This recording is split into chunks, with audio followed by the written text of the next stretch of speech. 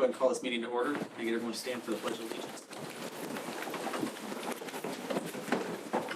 I pledge allegiance to the flag of the United States of America and to the republic for which it stands, one nation, under God, indivisible, with liberty and justice for all. Roll call, Russ. Brandon Earl. Here. Andrea Kreifel. Here. Sarah Lawrence. Here. Jason Newberry. Here. Jessica Seeliger. Here. Robert White. Here. Pat Zika. Here. We need adoption of the agenda. I move we adopt it. I have a motion. Can I get a second? Second. Got a motion and a second. All those in favor say aye. Aye. Opposed, sign. Recognition of patrons and staff. Nobody this evening, but I do want to recognize, appreciate everybody being here tonight. We have a packed house for some of our items that are on the agenda, so I appreciate everybody taking some time this evening to support the board. So we appreciate all of you being here. Also want to thank our tech guys. We got some new things going in here that we're going to play with tonight for the first time. So I appreciate our tech people. And then also, Kelly, you want to tell them what's on the table out here?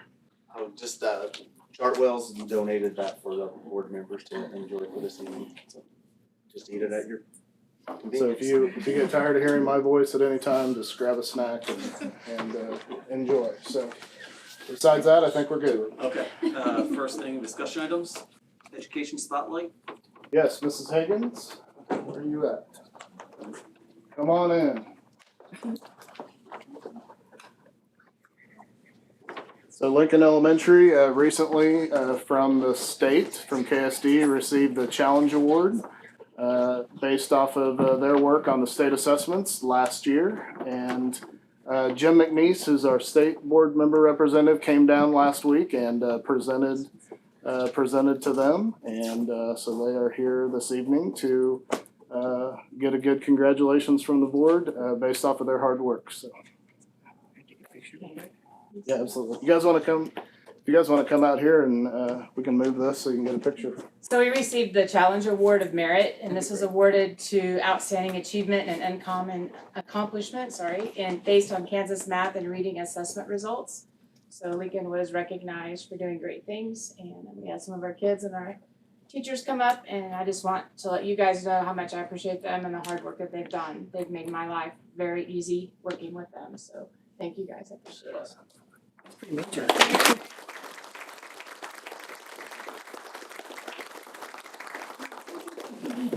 So did you guys get a day off school or how? Friday. So do you have any refreshments or anything, any treats or popsicles maybe? Congratulations, guys, that's really cool. Yeah, thank you. Very good. Pretty proud of them. Russ, you want to pick? I would like a picture, but.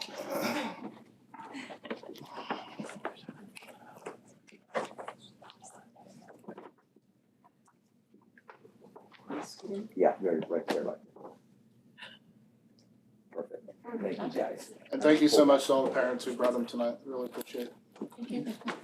Now we're off to fifth grade promotion. All right. Sure. Thank you all. Thank you guys. Thank you. Congratulations. Thank you.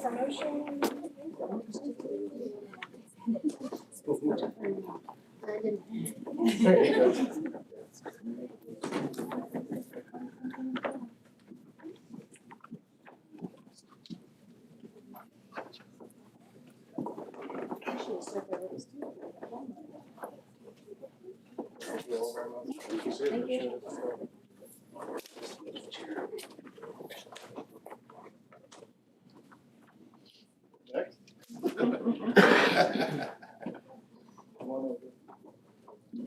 Thank you guys. Have a good night.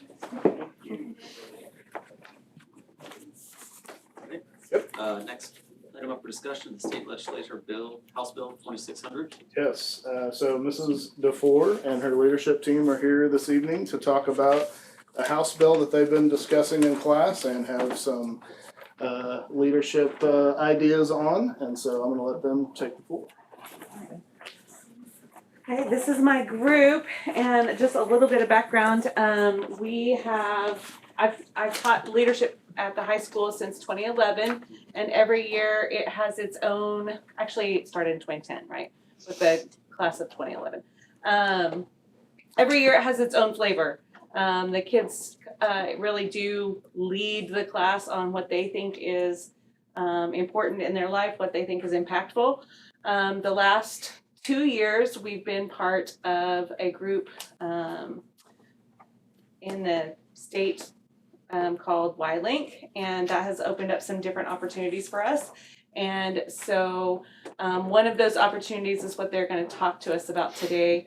It really gave us some depth, I guess, that we hadn't ever had before, really getting into some actual legislature and, what the legislation and what we can do to impact that. So I'm gonna let them take it away.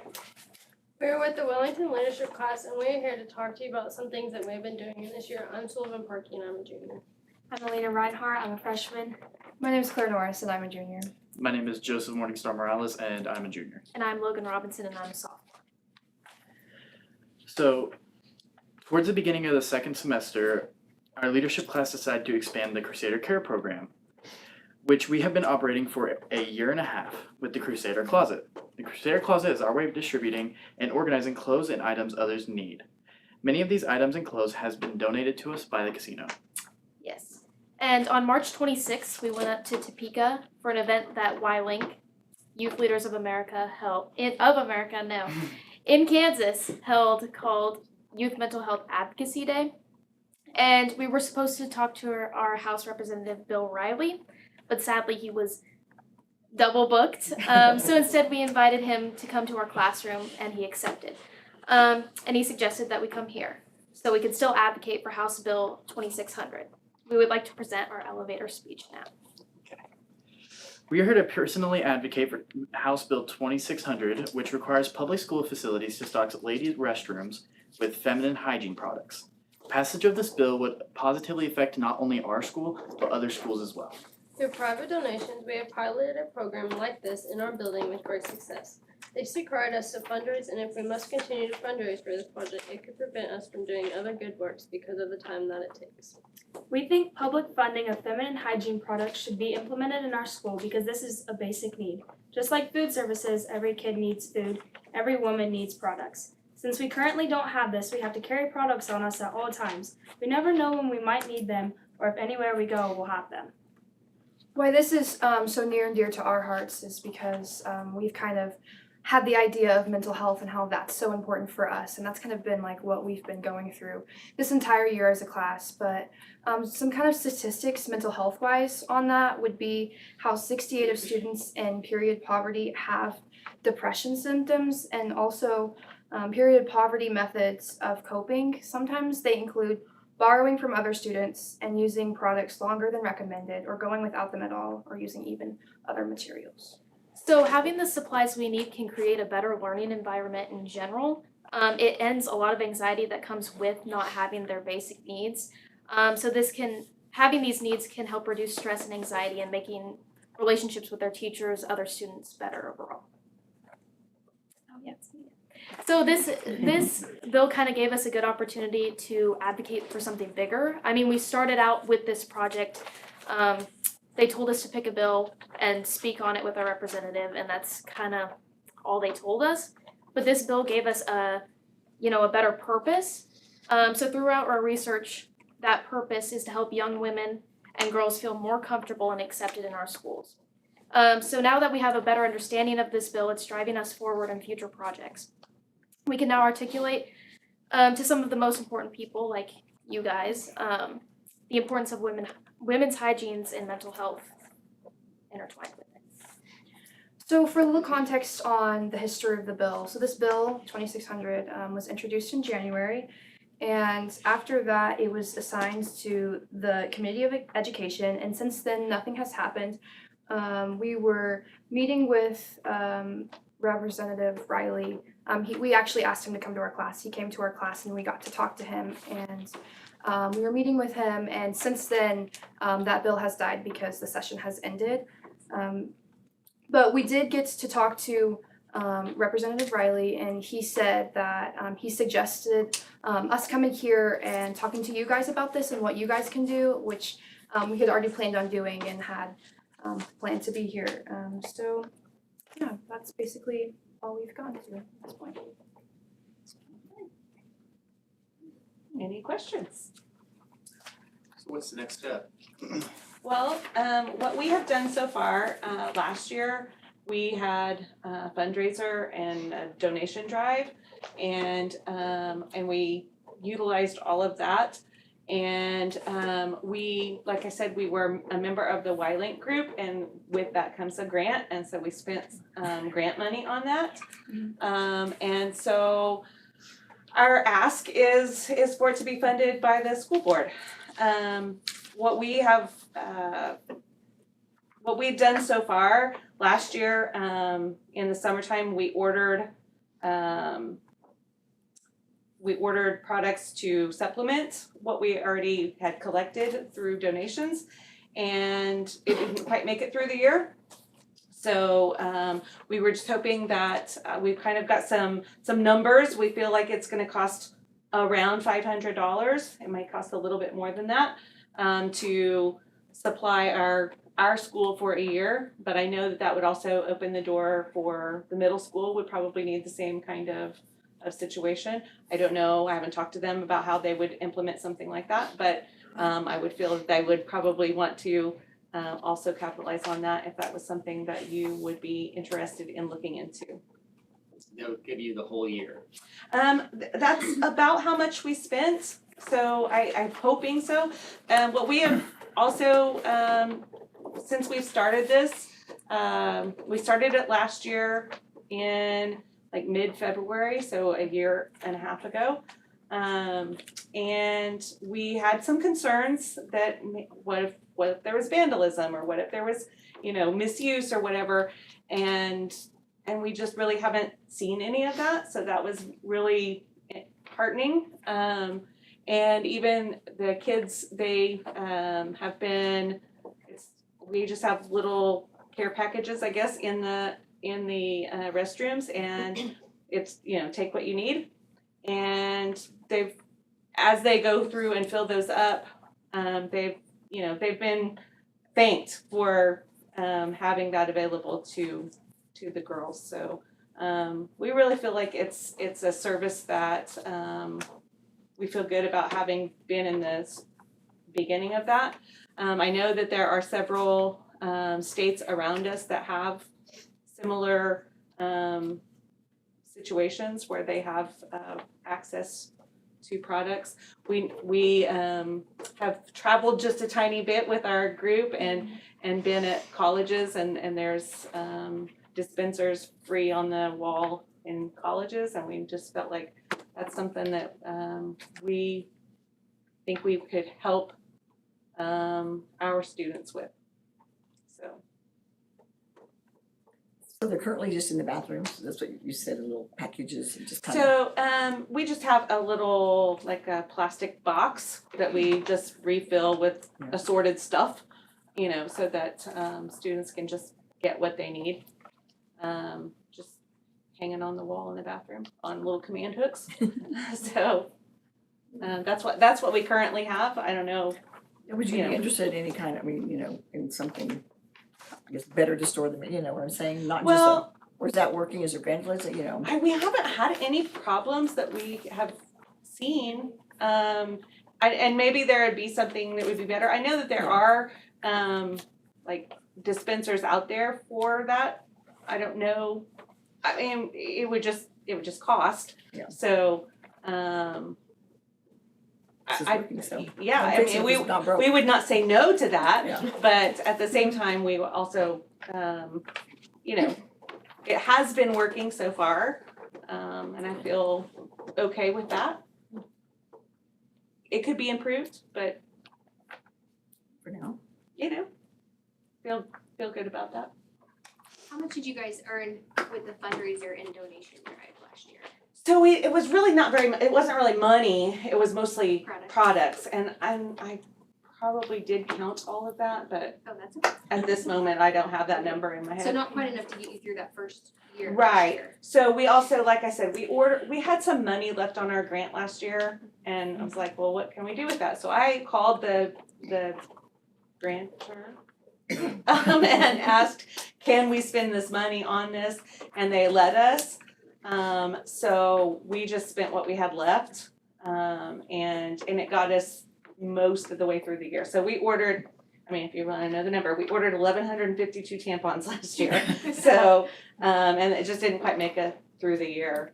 So I'm kind of guessing we're probably in the 2,000 range, and then some other products as well. But So do you have, like, we're just gonna get into it. Do you have Yeah. tampons, pads, panty liners? Like we what- certainly do. Okay, Yes. so not just. Yes. Okay. Well, and that's the other thing. I'm glad you did that because the kids have been super great about just having a mature conversation.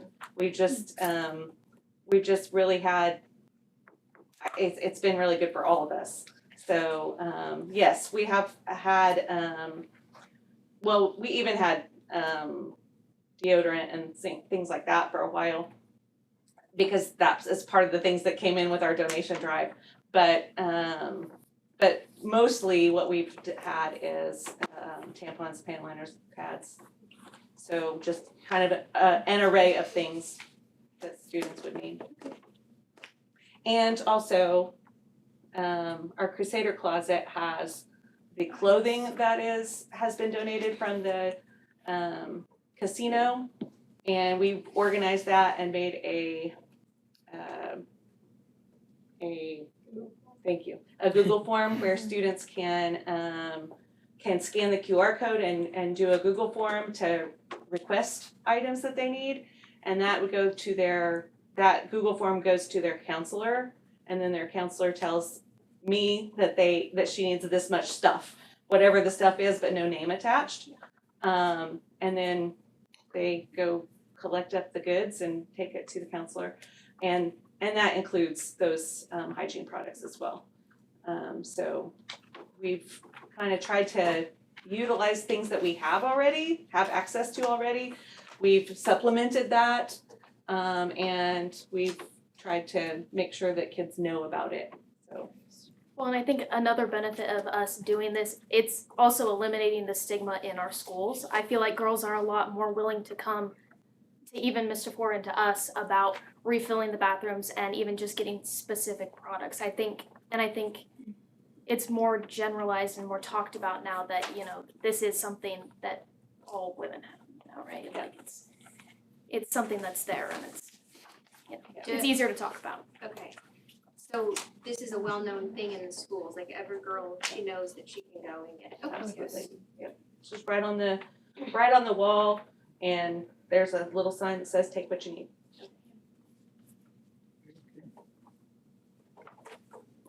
Any other questions? Good job. I'm really proud of them for digging deeper into, the legislative part of that. That's something we hadn't done before, and we probably would not have done without prompting. We started our little hygiene drive and did our thing on our own, but then we found that legislation that was like, oh my goodness, this speaks to what we are already doing. This should be a thing, and we should advocate for it. And so that gave us a little more of the legislative process, and I feel like that's a good thing that leaders need to know about. So. Did it get you excited? I mean, as you looked at bills to choose. Yeah. So did you get excited about some others that you're like, wow, I think we need to take this on, we need to take this? We were looking at a whole bunch, and there was some Yeah. that we're getting excited about, and others are like, that doesn't really, apply to us. But it was fun. It was really fun getting to look at through all the other ones. That's cool. Well, and knowing about, where to find those things on the website and how to, I don't know, keep your legislator on his toes. Did tell a little tiny fib, so. I also know that there was like a lot of bills that we saw that we were like, this isn't something that's already a thing. Like there's just a lot of things that we were just it kind of set our expectations of ourselves and our hopes a little higher than what they were prior on our abilities to be able to do things. So. Right, and I think looking at some of the bills, knowing that the forefront of some of them was mental health, especially when we are placing mental health, kind of in our, forward view. I think that's definitely our highest priority is the mental health of most of the students in the high school and all of the schools eventually, so. Is there other grants you could apply for assistance to this? That's a good thing to think about. We have 1 day left of school.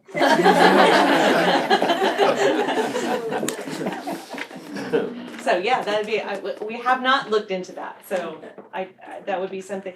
Well, and that's the other thing that has happened that has never happened in all the years I've done this class is this was kind of a continuation of something from the previous class. There's only one person in this year's class that was in last year's class, so we picked up what last year's class did and kept going with it. And we've never really done that before. It's always been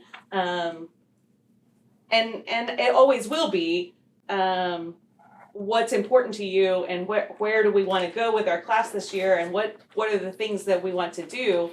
But this year's class really just picked up where last year's class left off, and I felt like that was it turned out really good for us. So How do you get on the leadership team? it's class, so they have to take it as class. Oh, okay. Yeah, so we meet every day. We do a leadership book. We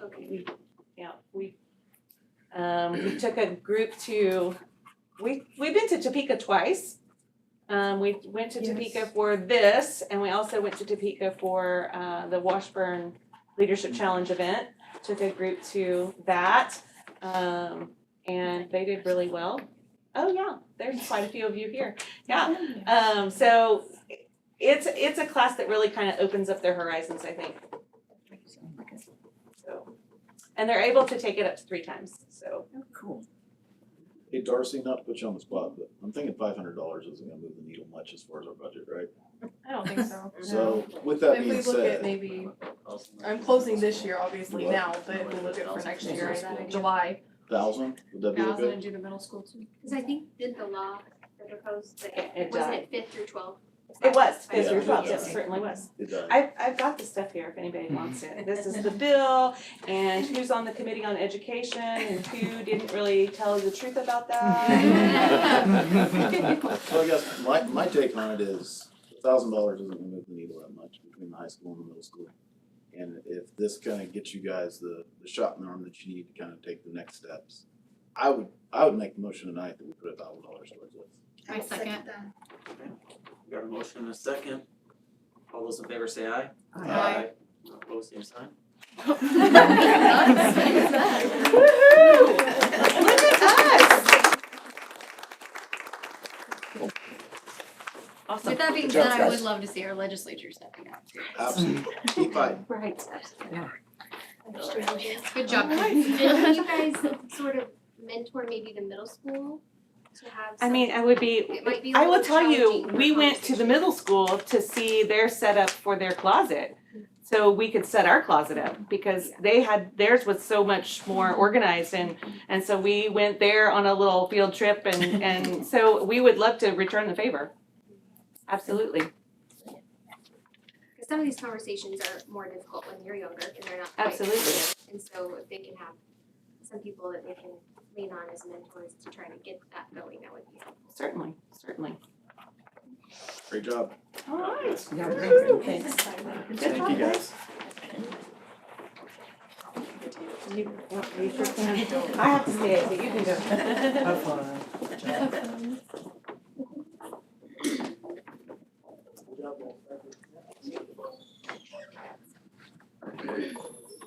All right, next up, secondary education plan. Yes, so we have members of the middle school and the high school staff that are here to present on some of the PLC work they have been doing this year and kind of the plans going from this year to next year. Is this the right That's thing? not ours. No, that's not the right This one. doesn't look right. That's for, That's Bob. that's Bob later. Did you guys send it to me? We have it I right. have it right here, or I can Can send you it to send it to? I put it up in case. Yeah.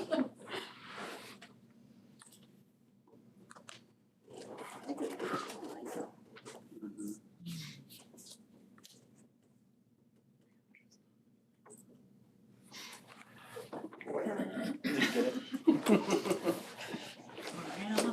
Graphic on everything?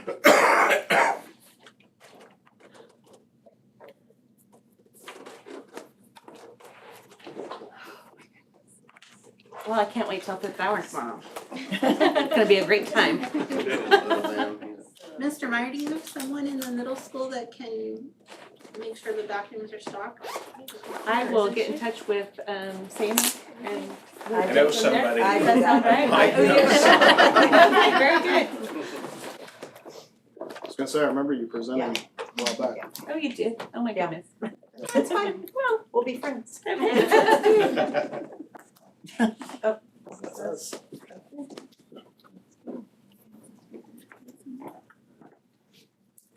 Okay.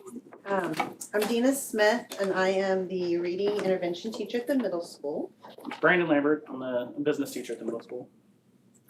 Carla DeFore, I teach history at the high school. Elizabeth Bond, business teacher at the high school.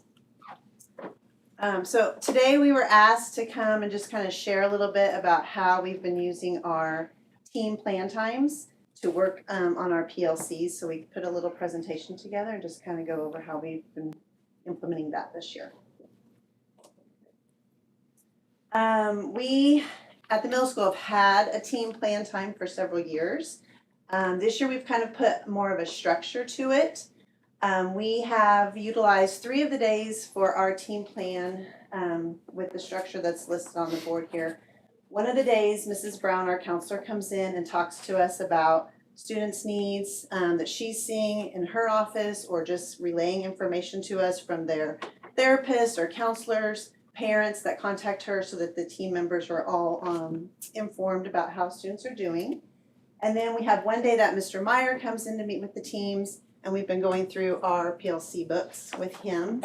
And then one of the days we've designated to do some deep dives into instructional strategies and kind of talk about things that we need to get in place for students that are on the GEI process. All right, so some of the positive feedback that we got from across the middle school was it does allow for good collaboration time with teams. Definitely has improved communication in regards to students' needs, most of that coming from Mrs. Brown and what she's able to share with us so that we all know when a student's having a bad day or a bad month or whatever. That's been really helpful. The books have been very valuable. I didn't get to do this unfortunately, but we actually had a time where we went and we observed each other's classes, and from everyone that did that, they found that very valuable, being able to see different ways to teach, how different teachers handle their classrooms. That was super valuable. And then it does give some time to work on IEPs during the day. And I will say, going back to the observing the other teachers' classrooms, we have some really great teachers in our buildings, and we just haven't ever really spent the time to go into those teachers' rooms and kind of learn from them. We don't need to go outside of Wellington Middle School to learn some really valuable tools and tricks and trades to have in our toolbox, and seeing how one teacher might handle certain students that have difficulties in other classrooms, and that's been very beneficial. So that was very much a plus. A few negatives that we've encountered this year.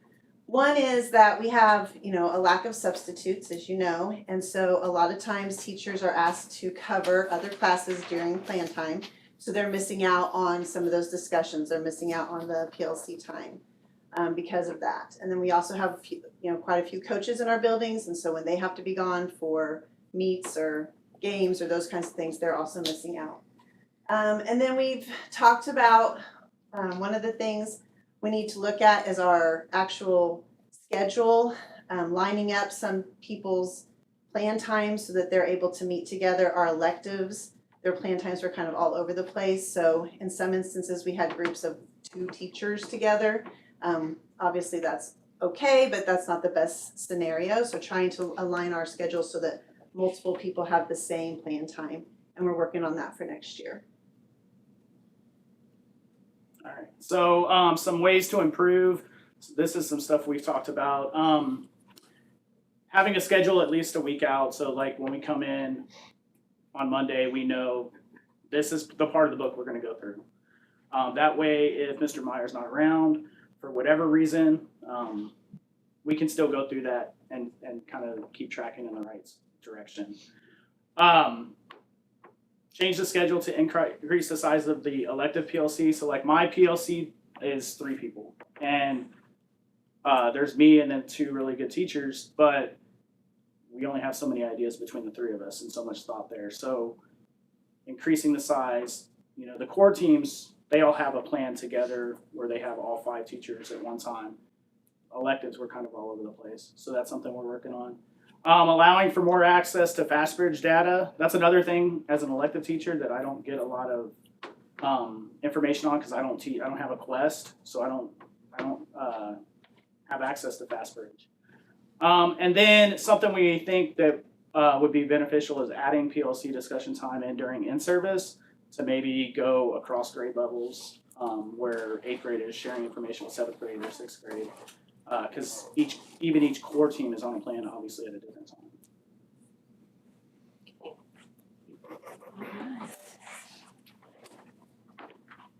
I'm gonna hand these out to you. See, Okay, you talk. okay, Yeah. so the middle school's already talked about the book that we're using to drive our instruction.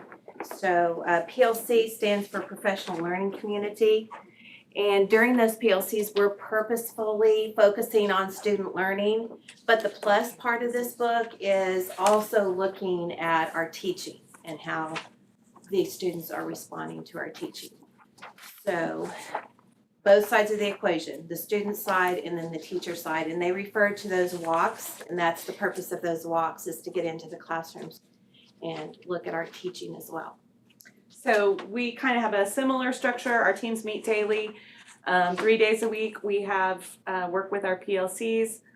2 days a week, we meet as a team to follow up on our PLC lesson, to discuss, to address students of concern, and to make parent phone calls.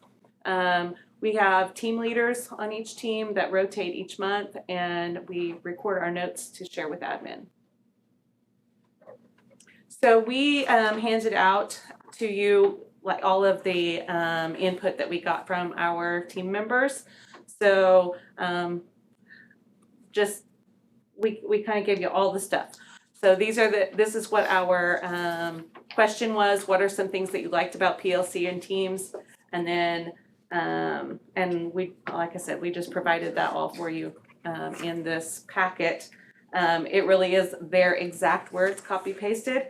So that you have access to that, and then the next bit is what you didn't like, and I'm going to say that our likes and dislikes sounded very similar to the middle school. It was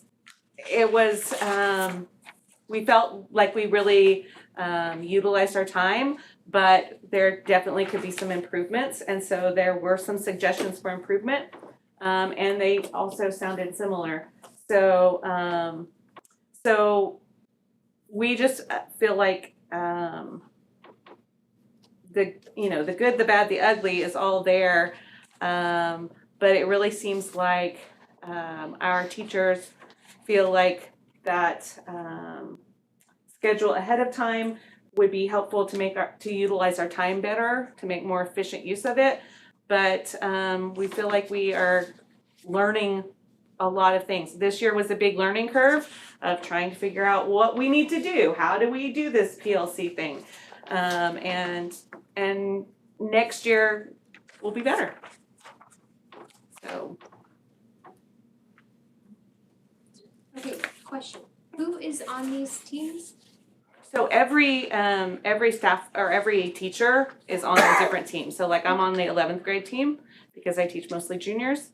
And so Every teacher is assigned. every teacher is assigned to a team. Okay, and then you have team leaders. So within our team, we rotate our who's gonna be the boss this month. Okay. So and then somebody else is a note taker, and we keep our notes on a running list that the admin is privy to. So if we have questions, we just put that in the notes, so that they're able to see what kind of concerns we have, what kind of questions we have. Same. Yeah, and ours are based off of grade levels, so all the 6th grade team, 7th grade team, 8th grade team. And then like we talked about electives, when they have a common plan time, they're just put together on a team. So And then the interventionists it's are. not like a group of people coming together and then the word has to get put out to everybody else. Everybody's there seeing the same thing, doing the same rotation. Everybody within the same team is there. There, okay, yes. Well, and Yes. like when Miss Brown comes around on the day she comes, she's talking to each team about the students that they would have in their classes. So she's addressing 6th grade students with the 6th grade team plus electives that would have those 6th grade students. And when Mr. Meyer comes, he's doing the same lesson with each group. So we have similar setup. We have grade level teams for the core and then 2 different elective teams. So in the 11th grade team, there's a math, science, history, and English SPED. And same thing with all the other grade level teams. And then the elective teams, there's two different elective teams. Is this when you work with the GEI plans? We have, yeah. Michelle Polvador comes in and visits with us about what's going on and who's been referred and what we need to be doing for them and that sort of thing, yeah. We have a day once a month that we block out for GEI. Not the whole team comes, but they send a representative to come meet with our core GEI team, which is myself and the administration, Mrs. Brown, and I think that's Alyssa Hovey, our psych. And then whatever's discussed in that goes back to the PLCs, and they talk about how they need to implement that in the classrooms. That sounds like a good idea. We also did the learning walk, and that was fantastic. I really, we got a lot out of that. Just seeing, I went to classes that are not like mine at all, and could really get a lot out of that, like how other teachers' classrooms are structured, and how their classroom management is, and what really works for them, and what can I pick up from that. So I felt really good about it. It honestly made me feel really good about the teaching that's going on at Wellington High School. It made me feel like we got it going on. Good, that's good. I think we underutilize the people that we have. We have a lot of very good professionals, and I don't think that we utilize their expertise as well as we could. So this, I hope, brings us, to a point where we're utilizing that more. Agreed. Can you guys talk about your schedules for next year and how this kind of work has flowed into those talks?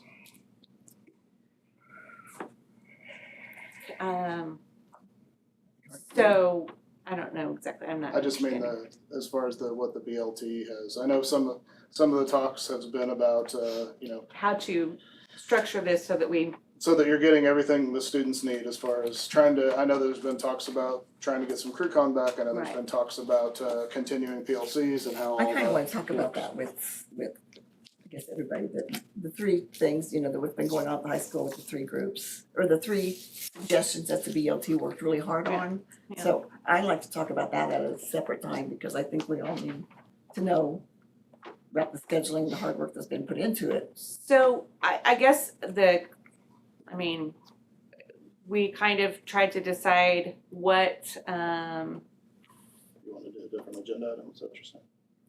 Well, I mean, I was just gonna bring it up at some point, I didn't know, you know. Okay, yeah, Now, but that would, We can do it these today. guys have to wait. Okay, yeah, that's fine. And I don't wanna put you on the spot. that's okay. So Sorry. are we waiting or are we gonna go ahead with it? What did we decide? It's up to you guys. I was Okay, just, well, I was mean, just trying to we connect the do want dots. to, we feel like we do need to put, CrewCon back in our schedule so students have time to do the, important work that they need to do to be prepared to leave high school. And so we looked at all kinds of options with that, of how to maintain our PLC time and also get students what they need. So we looked at a lot of different ideas on how to get all the things that we felt we needed. Is that what you want to ask? BLT team as well. Yes. So you put less hours and time into the 3 schedules. I mean, same as my team. I Well, didn't do I any don't know more. who's all on it. I don't know who's all on it, but I mean, Yeah. BLT at the high school team, and we can talk about this later, Yeah. so everybody doesn't have to wait, but Yeah. BLT at the high school, you put a lot of hours, time off, after school, in school, planning time, to come up with these 3 choices that you had. Yeah, we did. We don't have a big schedule change. I think ours is, as far as PLCs go, I think it's flowing pretty well. Other than the schedule change I talked about earlier, trying just to move some classes around so that we have electives that are more in line with the same plan time. I think the only other thing we had discussed is possibly moving our nighttime that's at the end of the day to the beginning of the day. And that doesn't affect anything other than it just, we feel like that might be a better, more productive time for them to have it when they first come in than at the end of the day. So it doesn't really change anything else in our schedule. You talked about access to FastBridge data. Is that just a technology user access issue, or is So what's the issue it's, my understanding is when the students are placed in FastBridge, they are assigned a teacher. And so right now, our students are assigned an ELA teacher and a math teacher. So they're the ones who can access the data. And then the interventionists have access to all the students' data. So right now, like if, you know, Brandon wants to pull up somebody's reading information to kind of help them in his class, he'd have to go to their ELA teacher or to me, or to the administration. He doesn't actually have access to get to that data. And I don't know if that's something that is just a FastBridge on their end or if that's something on our end. I know we've played around with different ways to set that up and we haven't come to like the perfect solution yet. But right now, most of the time if a teacher has a question about it, they'll just come see me or one of the interventionists and I can pull up that data for them, you know, pretty easily and go over it with them. But they can't access it themselves unless they're an ELA or math teacher.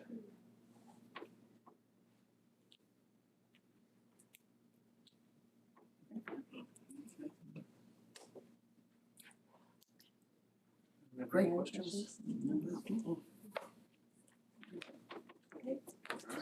Thank you very much. Thanks, guys.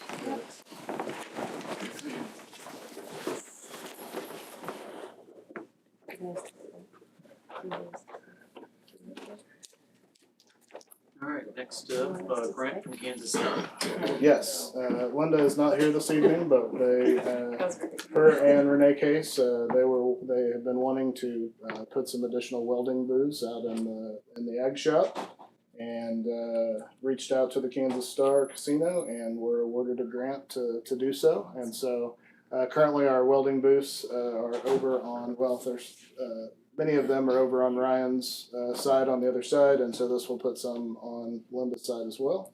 And I know they do some welding over there, but this will be full-on booths. So there is a grant been offered by the Kansas Star in order to put those booths in, and so that is up for discussion tonight, and anything, just information for the board. So we could go ahead and approve this, so You could. when she could get them in and get them set up. You absolutely could, sure.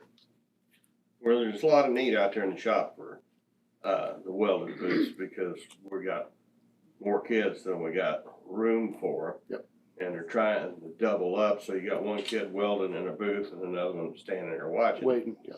And something bad's gonna happen. So we need the extra boost. The other thing is, if a guy's got a welding certificate, he's employable anywhere in the state of Kansas. There's Case in Wichita, there's Agco at Heston, Great Plains at Salina, Sunflower at Salina, and there's a whole bunch of places those kids can go to work. And I know in 2010, we had a kid that finished up his welding certificate and graduated from Cali at the same time he graduated from here.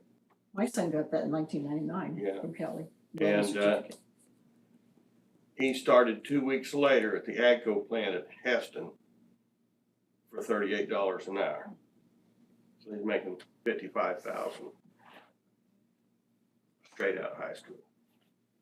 So it presents a lot of opportunity to these kids coming out of here. So yeah, we need to accept the grant and turn Mrs. Chase and Ryan Elder loose and let them do the best they can. Yep. Appreciate the casino for supporting us. Absolutely. How much are welding boots approximately? How many can that get us? 10. Okay. Does Linda have any at all in that building? She's got a couple welders over there, but no. Yeah, well, I mean, I nice was, food, yeah. But whatever booth, she's- no, most of that's Sure. in Elder's end. I make a motion that we accept the grant from Kansas Star Casino. Second. We have a motion and a second. All those in favor say aye. Aye. You want to oppose, same sign? Okay. High school science curriculum. Yes, Dr. Kern. Okay, I apologize, there's a mistake on this, that actually what the science department at the high school wants to replace is, chemistry, physical science, and earth science, not biology. They're good with their biology. And, we actually don't need this approved until July, correct? Because we're gonna use it in the next years. But I just wanted to put it in front of you so that you kind You of act see. like you're not gonna be here in July. Where are you going? I don't know.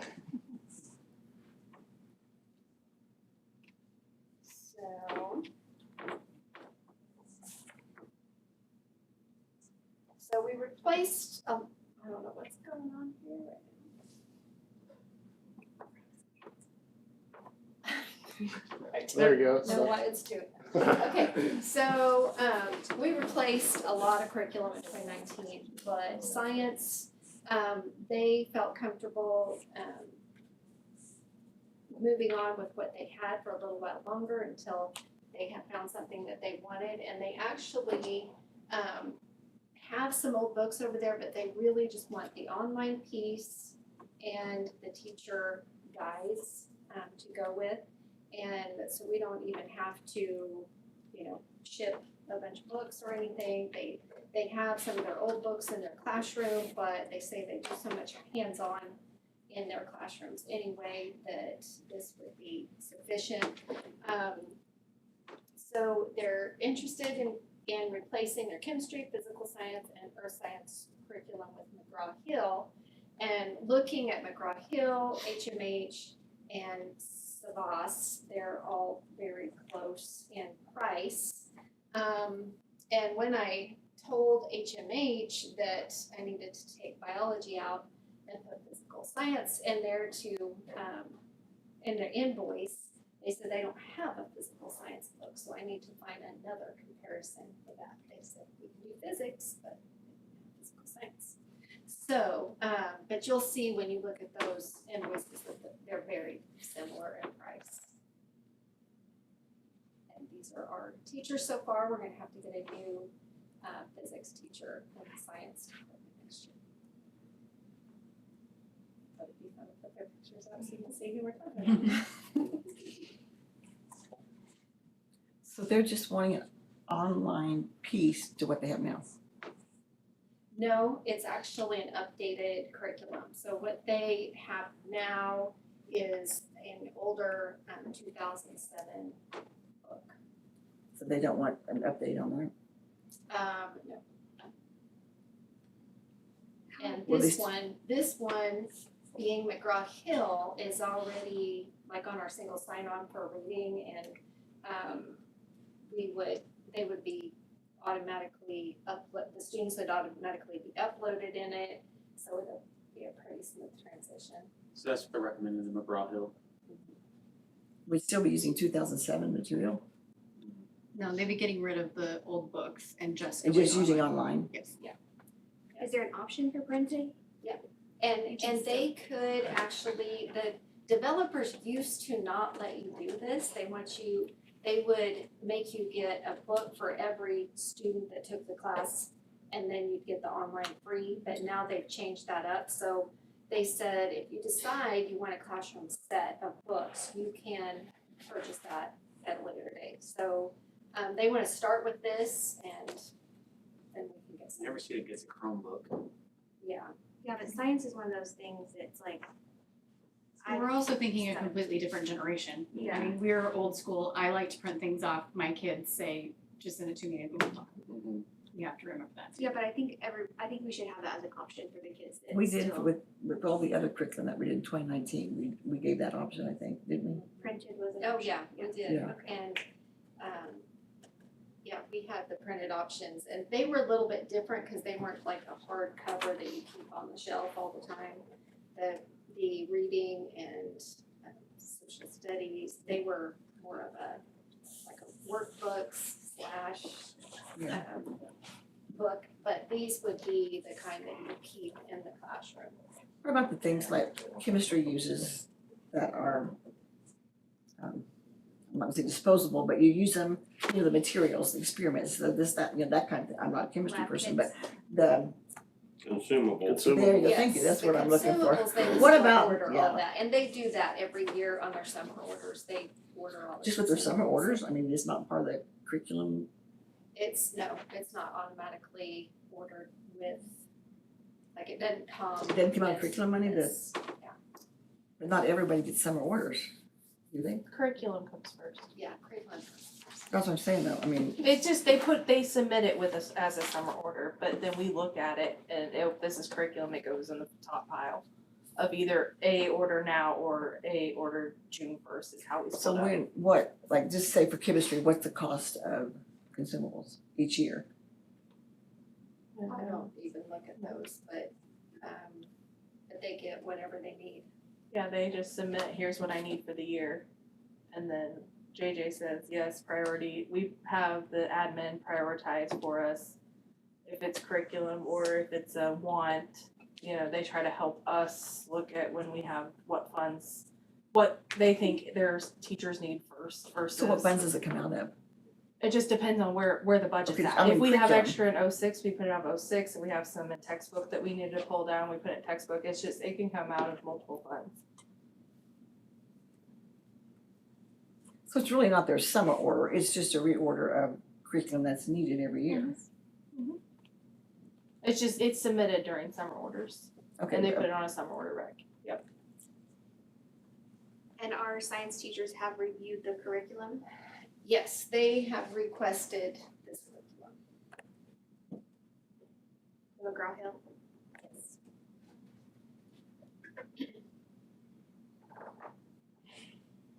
And what year is this? Because I was doing just a little bit of research, but I actually started researching the biology part, which no longer valid. And it looked like some of those materials were like 2018.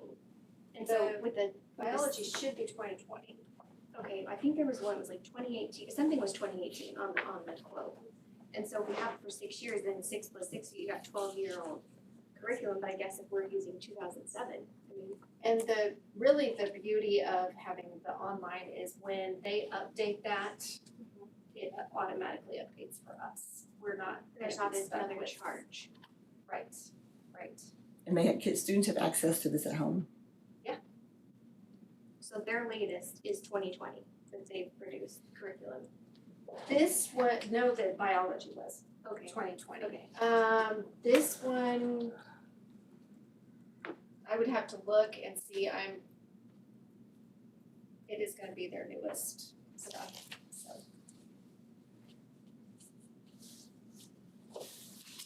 And then I'm not a curriculum expert, I have no idea, but the biology one, there was some information about it not meeting the alignment standards for NGSS. I'm sure you've looked at this and you have any concerns with this curriculum? Okay.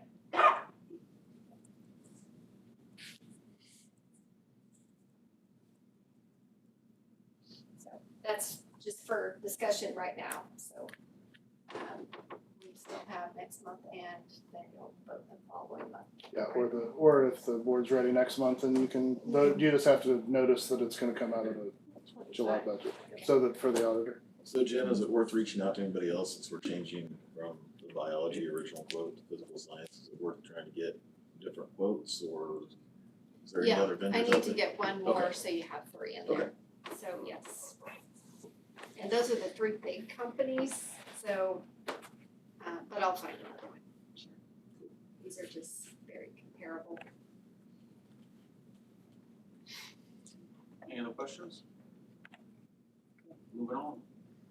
District STEM project update. Okay, let's make it. So, one of our board goals was to integrate more STEM. And so these are some of the things that we've been able to do. Integration into the K-5 science curriculum, that's something that our teachers are working on so that we have our pacing guide for science and then we integrate STEM projects each 9 weeks so that we make sure that everybody's getting some STEM with their science. We've also got the Cali County robotics competition, and not all of our kids are participating in that, but of course Vanessa's class does this quite often, and that's kind of her passion, and her kids are winning awards when they go in there against the middle schoolers. And this year, Joe Newman has taken it over for the middle school. And he said that he enjoyed the experience and is excited to be competitive next year and go for it with those middle schoolers. And then summer camps, we've had summer camp last year that was super successful. It was from the LEAPS program that you've probably seen advertised through K-State.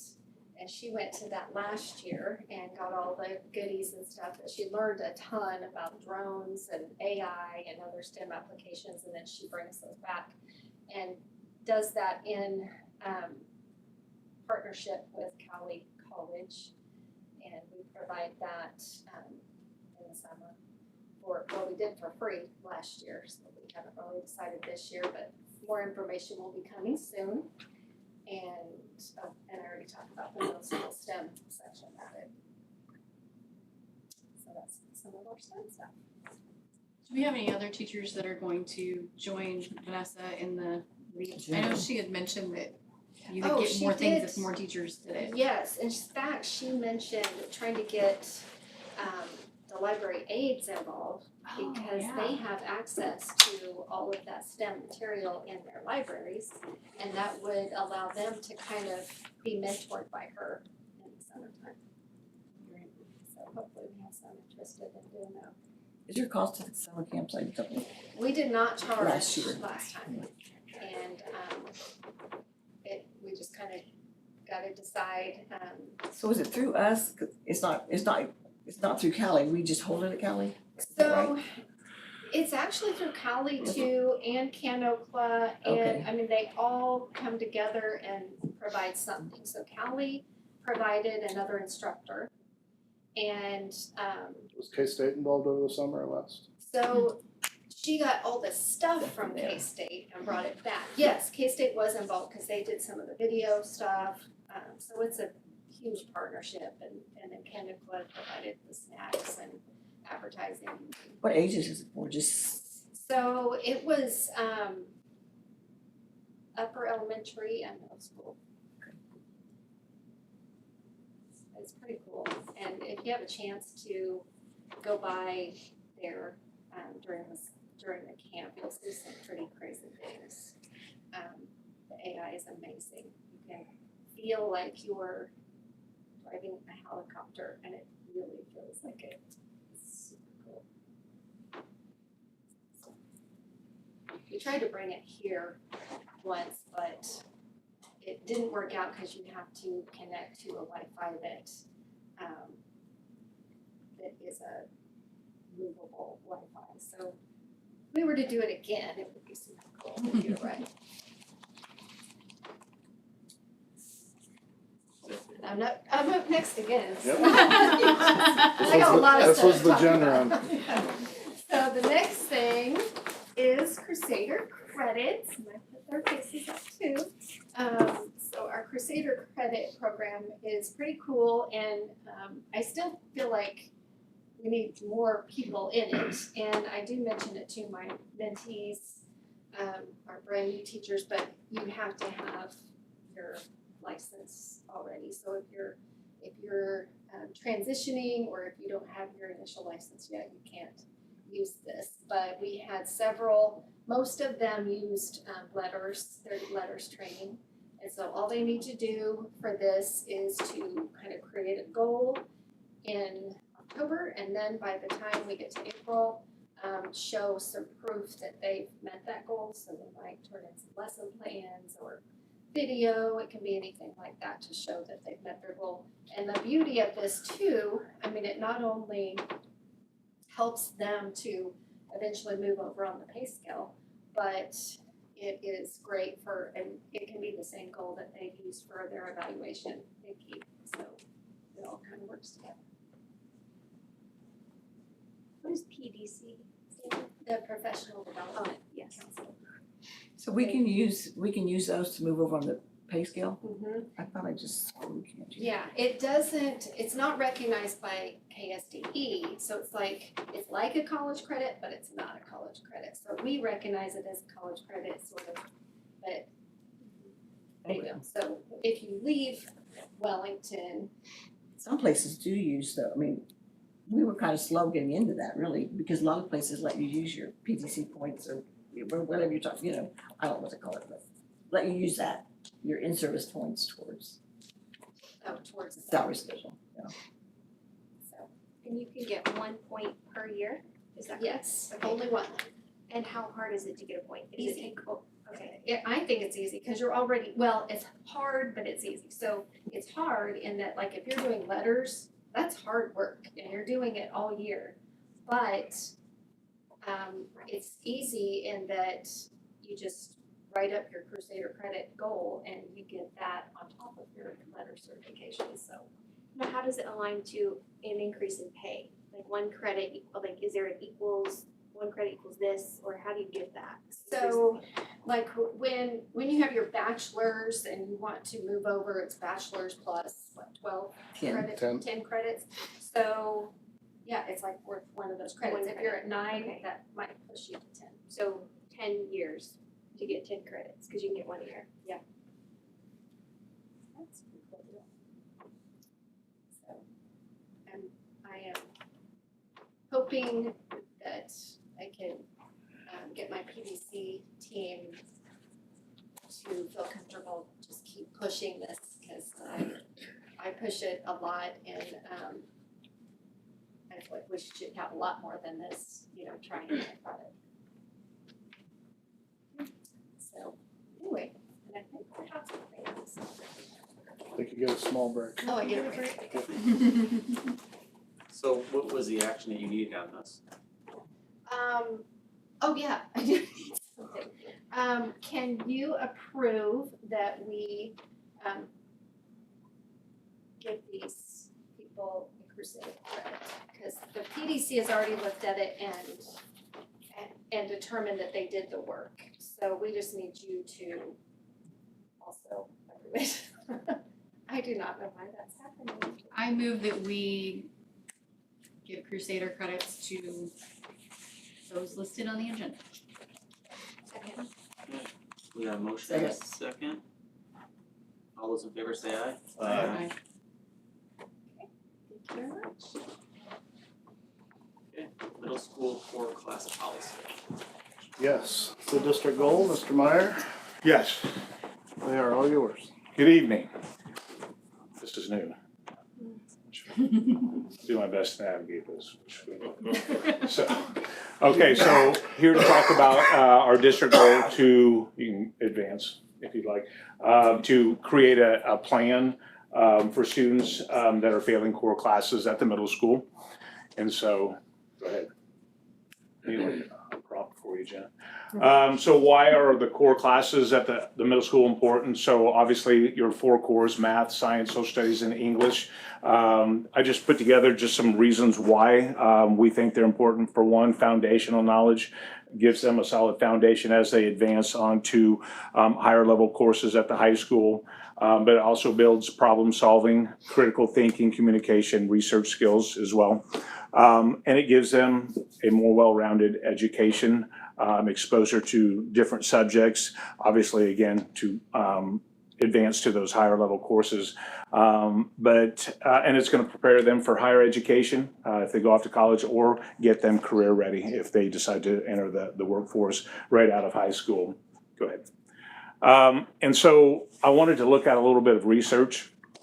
And it happens this one is for indicators for readiness for Chicago. I think we're a little bit different than Chicago, but you'll get the point. So they had 5 key findings that were a good middle school or a predictor for high school for those coming out of middle school.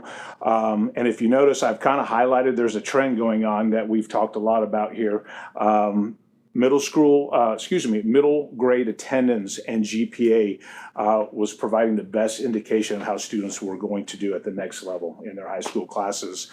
And then number 2 here, we've talked a lot about our chronic absenteeism rates.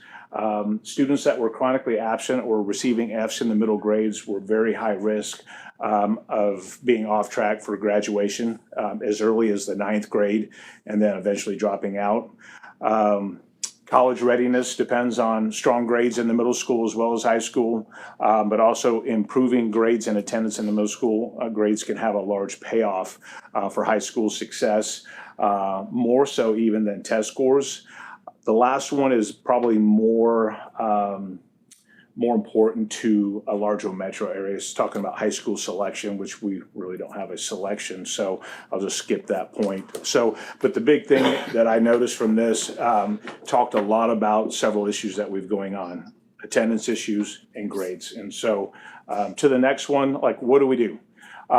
So we can improve attendance and grades through some positive efforts. Everything I highlighted in yellow, stuff that we're kind of really doing.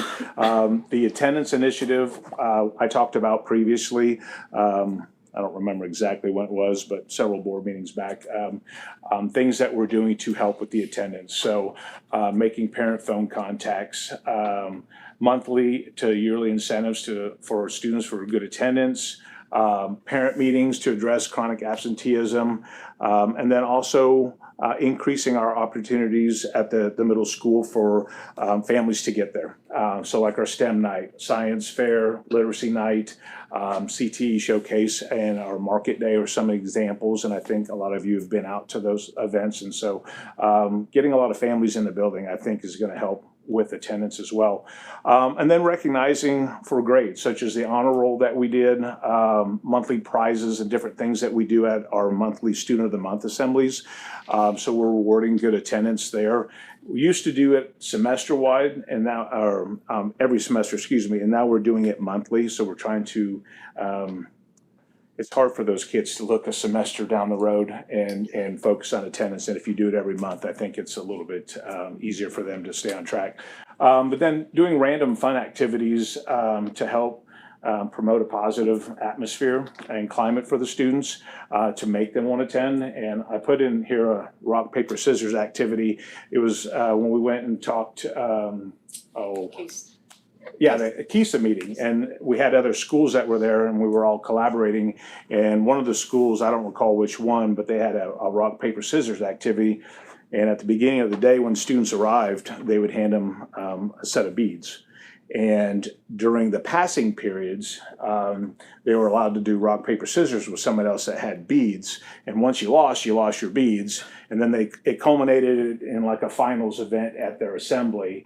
And there were rules to it, obviously. It couldn't be tardy to class, couldn't be tardy to school, couldn't get in trouble if they lost their beads. But just incorporating some more fun activities for the kids randomly. And so you got to be at school if you want to participate. So on the flip side, there's some punitive strategies when talking about grades and attendance. So possibly losing eligibility for sports and activities, possibly as much as immediately without a warning list, and then staying after school to improve your grades or loss of honor roll recognition. And then to the point of what I'm came to talk to you about on the last slide. So, okay, there you go. So middle school promotion. So talked to several schools in the surrounding area, South Haven, Caldwell, reached out to Hayesville, and also had someone contact like Derby. And not a lot of people are doing any type of, I don't know, retention or holding kids to what I would say accountability for those grades. If we fail, we're still moving on at the end of the year. And so Caldwell was really the only one that they kind of have like a medley of, like virtual school, a retention type of policy, and that's a whole nother issue. But so I was going to talk to you a little bit about an idea that we came up. We talked a little bit at BLT about of having some teeth to that, to where if the kids aren't passing at least 75% of their core classes, then what do we do? Because it doesn't make much sense for them to fail 3 and 4 core classes and we're moving them to the next grade like it doesn't matter. So so here's the idea that we came up with, and we kind of stole a little bit from Caldwell, if you will. So to be promoted, a student has to pass at least 75 of their core classes, 3 out of 4. So at the end of the school year, if they do not meet the criteria for that promotion, if you will, they would be required to attend summer school to continue their education in those areas that they failed. The platform we did talk about was the Edgenuity platform as a credit recovery, so they could achieve a passing grade in those areas. And then if they failed to still pass those in summer school, or if they chose not to attend, then they would still take those classes the next year. They would just do those in lieu of taking elective courses. So they would lose that ability to have that. I just feel that electives are very important, but I think the foundational knowledge that we talked about in those core classes is primary, and so we would have them take those. Beyond that, I don't know. I did reach out to JJ a little bit on how that would look as far as from 8th grade going to the high school. And that could be tricky. He said he thinks it would be workable. That would just take some discussion, because I know I talked to Adam a little bit even, and you kind of want kids to have a fresh start going into high school, but at the same time, you kind of want something that has a little bit of teeth that's going to drive something home. So anyway, that was kind of the idea we talked about at BLT, and it may not be the perfect answer. It's just something maybe that could help us, drive that thought process home with some of the kids. So anyway, that's what I had for you tonight. Anyone have any questions? Like that? I didn't want to interrupt. How long has Caldwell been doing it? That's a great question. I don't know. Okay. Is this past? And like I said, theirs is a little bit different. I'm sorry. Theirs is a little bit different. When I talked to the principal down there, again, they have, the virtual opportunities where students can do those on campus, okay? And then they have some where they'll go off campus, depending on if it's a behavior issue maybe. But they also use like a full retention. So again, they kind of, I think, maybe look at each individual situation and then make a decision based on that. So. Now, we can't require them to attend, right? I mean, summer school. they either will or they won't, but we'll highly suggest it, or how does that? You can enforcement- suggest it, I don't know as far as, Yeah, I would say be you able could- to Okay, force them to do that. Right. That's why the backside of possibly losing an elective if they chose not to do that. okay. And then do you feel like from your experience, do you feel, why are they not passing? Is it a lack of, is it behavior, is it not showing up, is it? could be a host Is of, it a not host of understanding? reasons. It could be attendance, attendance plays a lot, I mean, when you miss, when you're chronically absent and you're missing 10, 15, 20%, I mean, you think about some kids that have missed 30, 40, 50 days, I mean, you know, some of them aren't doing the work. There's a host of reasons of why. But I look too, several reasons why I can't probably give you the data to end because grades all haven't been posted yet. But I had Mrs. Brown go back and I said, hey, pull up how many students would be affected by this if we ended the school year today. But we went back to the end of the first semester and we would have 10 that would be in that situation. So it's not overwhelming. But still, I don't like them flunking any core classes, to be honest. I think once it would get started and kids know there's consequences, you would see less probably. Because when they know That's they, what I'm thinking, when they just know the they threat of it can, and they know. then, you know. Well, and there's still things that we need to look at too, because I know within our policies, even the handbooks that we've had in the past, and I think, again, I'm not even gonna use the word, I'll just say the C word, but there was things that we got away from, I believe, like requiring kids to attend Saturday school. Or if they had more than 3 missing grades, they had to come in for homework help. So there's things we're talking about as a BLT to start holding kids accountable for that. Anyway. Yeah, not wait till. Exactly, not waiting till it's overwhelming, so. When kids are in ISS, do they work on what they're missing? They have several things. First of all, they have like reflection work that they're provided from Mr. Clark that he takes them through so they can acknowledge the behavior side, but also we ask teachers to provide him with the missing work that they have so they can work on school work as well. So, which has actually been super beneficial because we find that a lot of times when we send kids home for OSS, other than the punitive side of it, not a lot happens academically. And so the ISS has been fantastic for us over the last couple of years. It's been a blessing, I think, so. What kind of extra support would we have available if, like, let's say we're taking them from a 7th grade core class English or math, and then you couldn't pass 7th grade, but we're gonna put you in 8th grade too, trying to learn. Well, you mean if they were in the physical classroom? Yes. But they wouldn't be, they would actually, so if a 7th grader fails English, let's say, and math, they would still advance on to 8th grade. But instead of having an elective piece, they would go and they would do the Edgenuity platform for 7th grade English. They wouldn't be taking a seat in the actual classroom. But they would be doing 8th grade as well. Yes, they So would. they're trying to learn 7th grade and 8th grade at the same time. So I could just see where. It's I gonna know be, it's that not would be a perfect, and I challenge. think it's a great for version 1, right? What you're saying is perfect. But I just wonder what resources, if any, we have for those kids that are like, oh crap, now I don't know 7th grade math, but now I'm trying to learn 8th grade. It's gonna because take, it's foundational. and I'm not big, and so Jen or anybody else feel free to jump in on the Edgenuity side. I'm not big on that side of it, but it's gonna take somebody that's, from a teaching standpoint, that's good and can provide the assistance and help, because it is a lot, so. Well, you gotta remember, they're going through the whole year. And parents are seeing this, the teachers are recommending it. There's gotta be help, that they're probably offering a tutor or something, so they're not failing.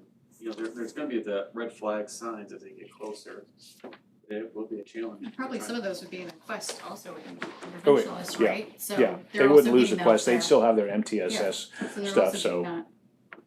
Yeah, and again, it's not ideal, But it's something. it's just something, and it's, you know, looking at the fact that a lot of schools don't have anything for the junior highs, I just think it's something that we, need to push Well, maybe. when we're saying, you know, a lot of it has to do with absenteeism, like I said, when you know there's gonna be consequences, that's gonna wake you up a little bit. It's a collective effort, I mean, Sure. Brett, I know attendance has a lot to do with it, but, I mean, again, I was a teacher. I think we need to be better in the classroom. We need to be better on the attendance side. I think that communication between parents and staff, all that's going to help. So, but yeah, attendance is huge. Not just student attendance, right? What's that? Not just student attendance. Correct?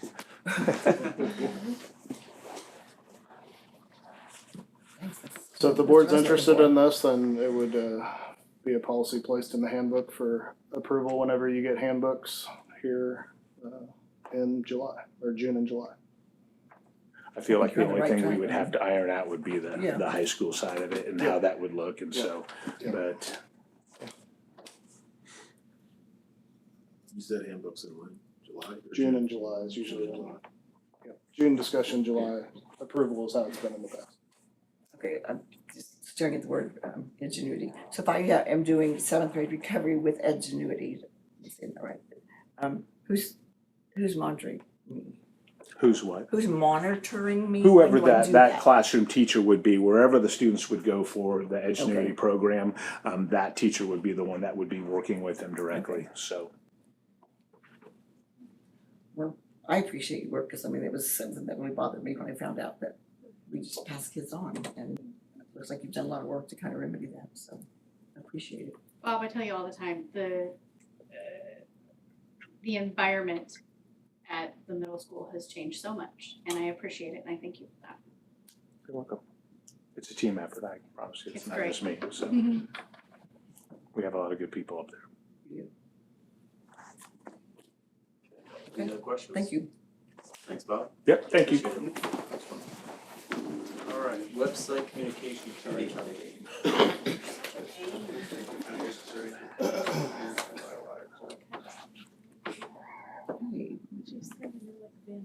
Next year, I'll hand you your diploma. Okay. So, That cord is not good, is it?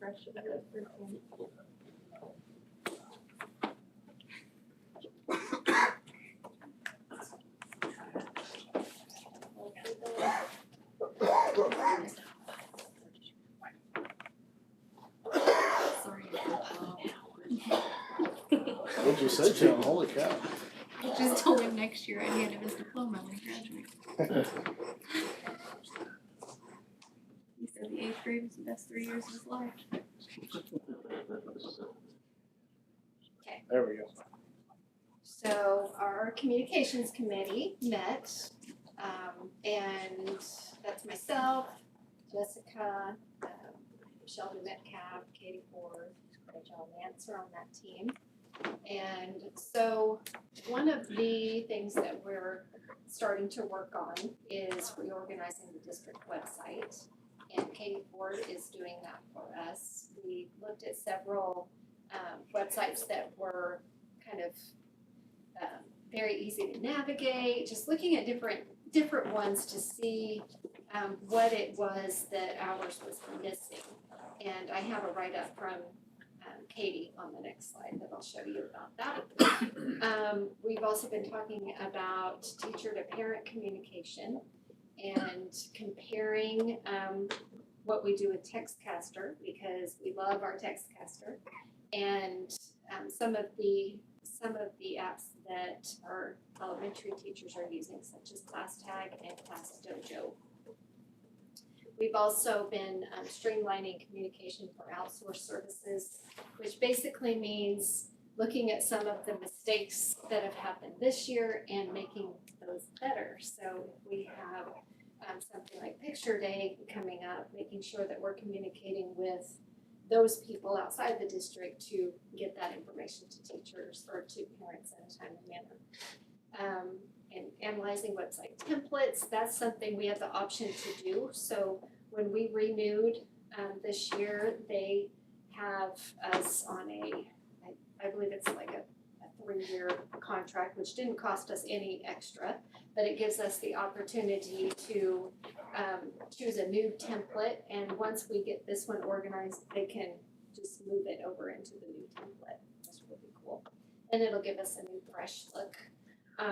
So we have some preliminary data. This isn't data that we would like to get a professional survey for the public, for the community, but we got some preliminary data seeking with our site councils and our staff meetings that I shared with you in the drive that kind of gave us a jump start onto some of the big things to look at.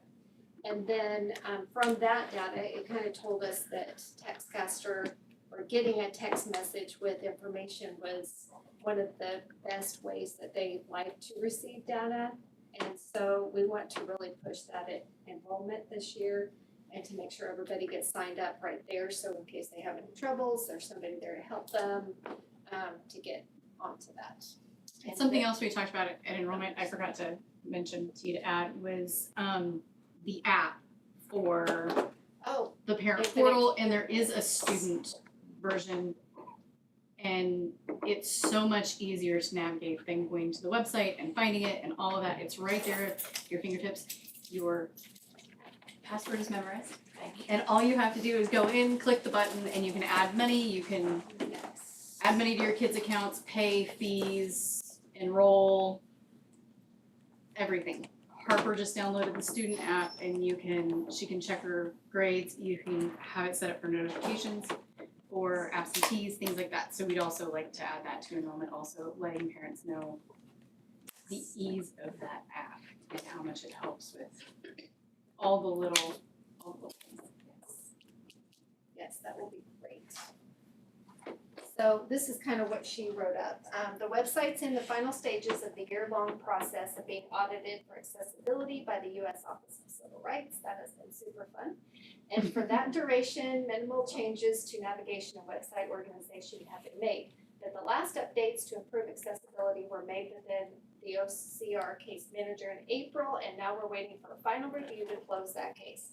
After that, we can start begin to put in place navigation changes discussed in the District Communications Committee. One change will phase out the parent and student top level categories, as there are many redundant links in both drop-down menus. Staff as a category may also be phased out in favor of creating a top level department category such as athletics, health services, nutrition services, curriculum, finance, etc. Upcoming changes will also aim to make the calendars more prominent. We have already added the building calendars link to each school's landing page. In an effort to begin adding more news items to the website without burying important information, we've already created a news drop-down menu on the homepage, which sorts announcements and news based on building categories so patrons can navigate directly to news that applies to their building. These news links are also now added to individual school landing pages. So it's going to be pretty awesome when we get it going. I think it'll make a big difference.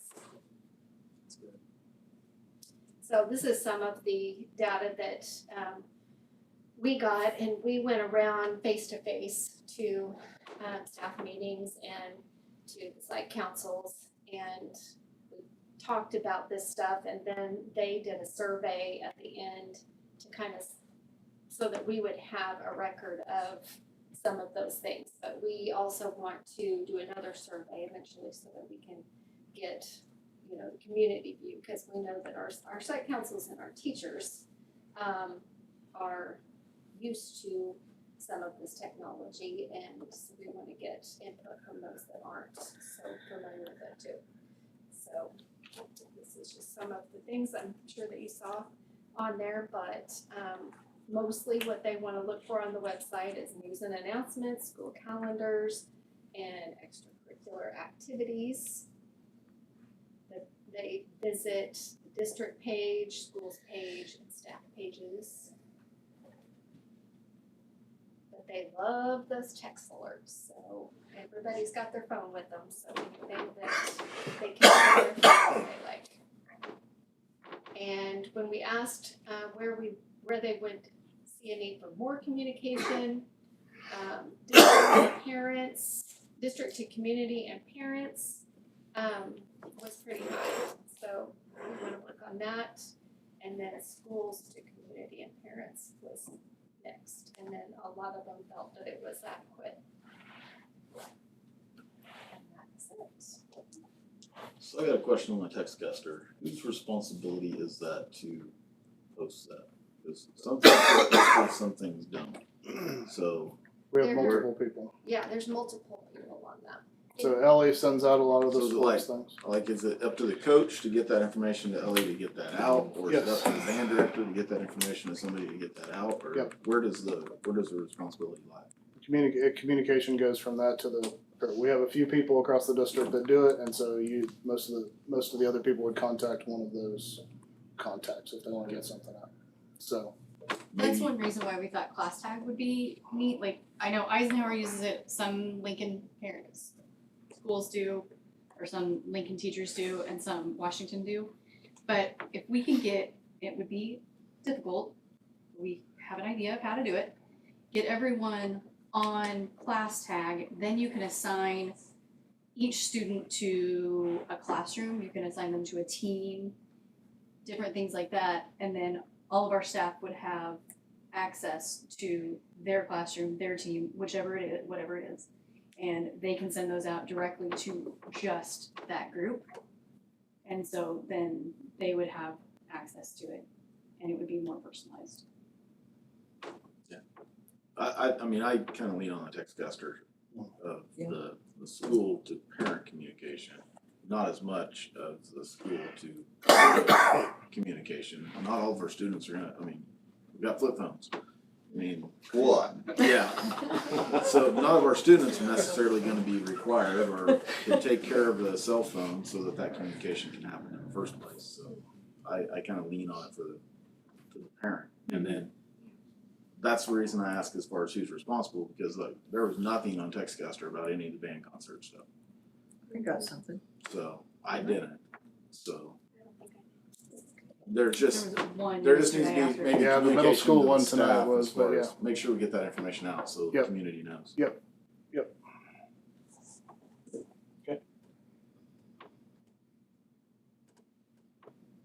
Russ, did you say there was a marker on their website for the donations? Is that a communication update or? Well, we have not gone there yet. Yeah, that's something, we talked about that in our meetings, but Okay. Any other questions on the website?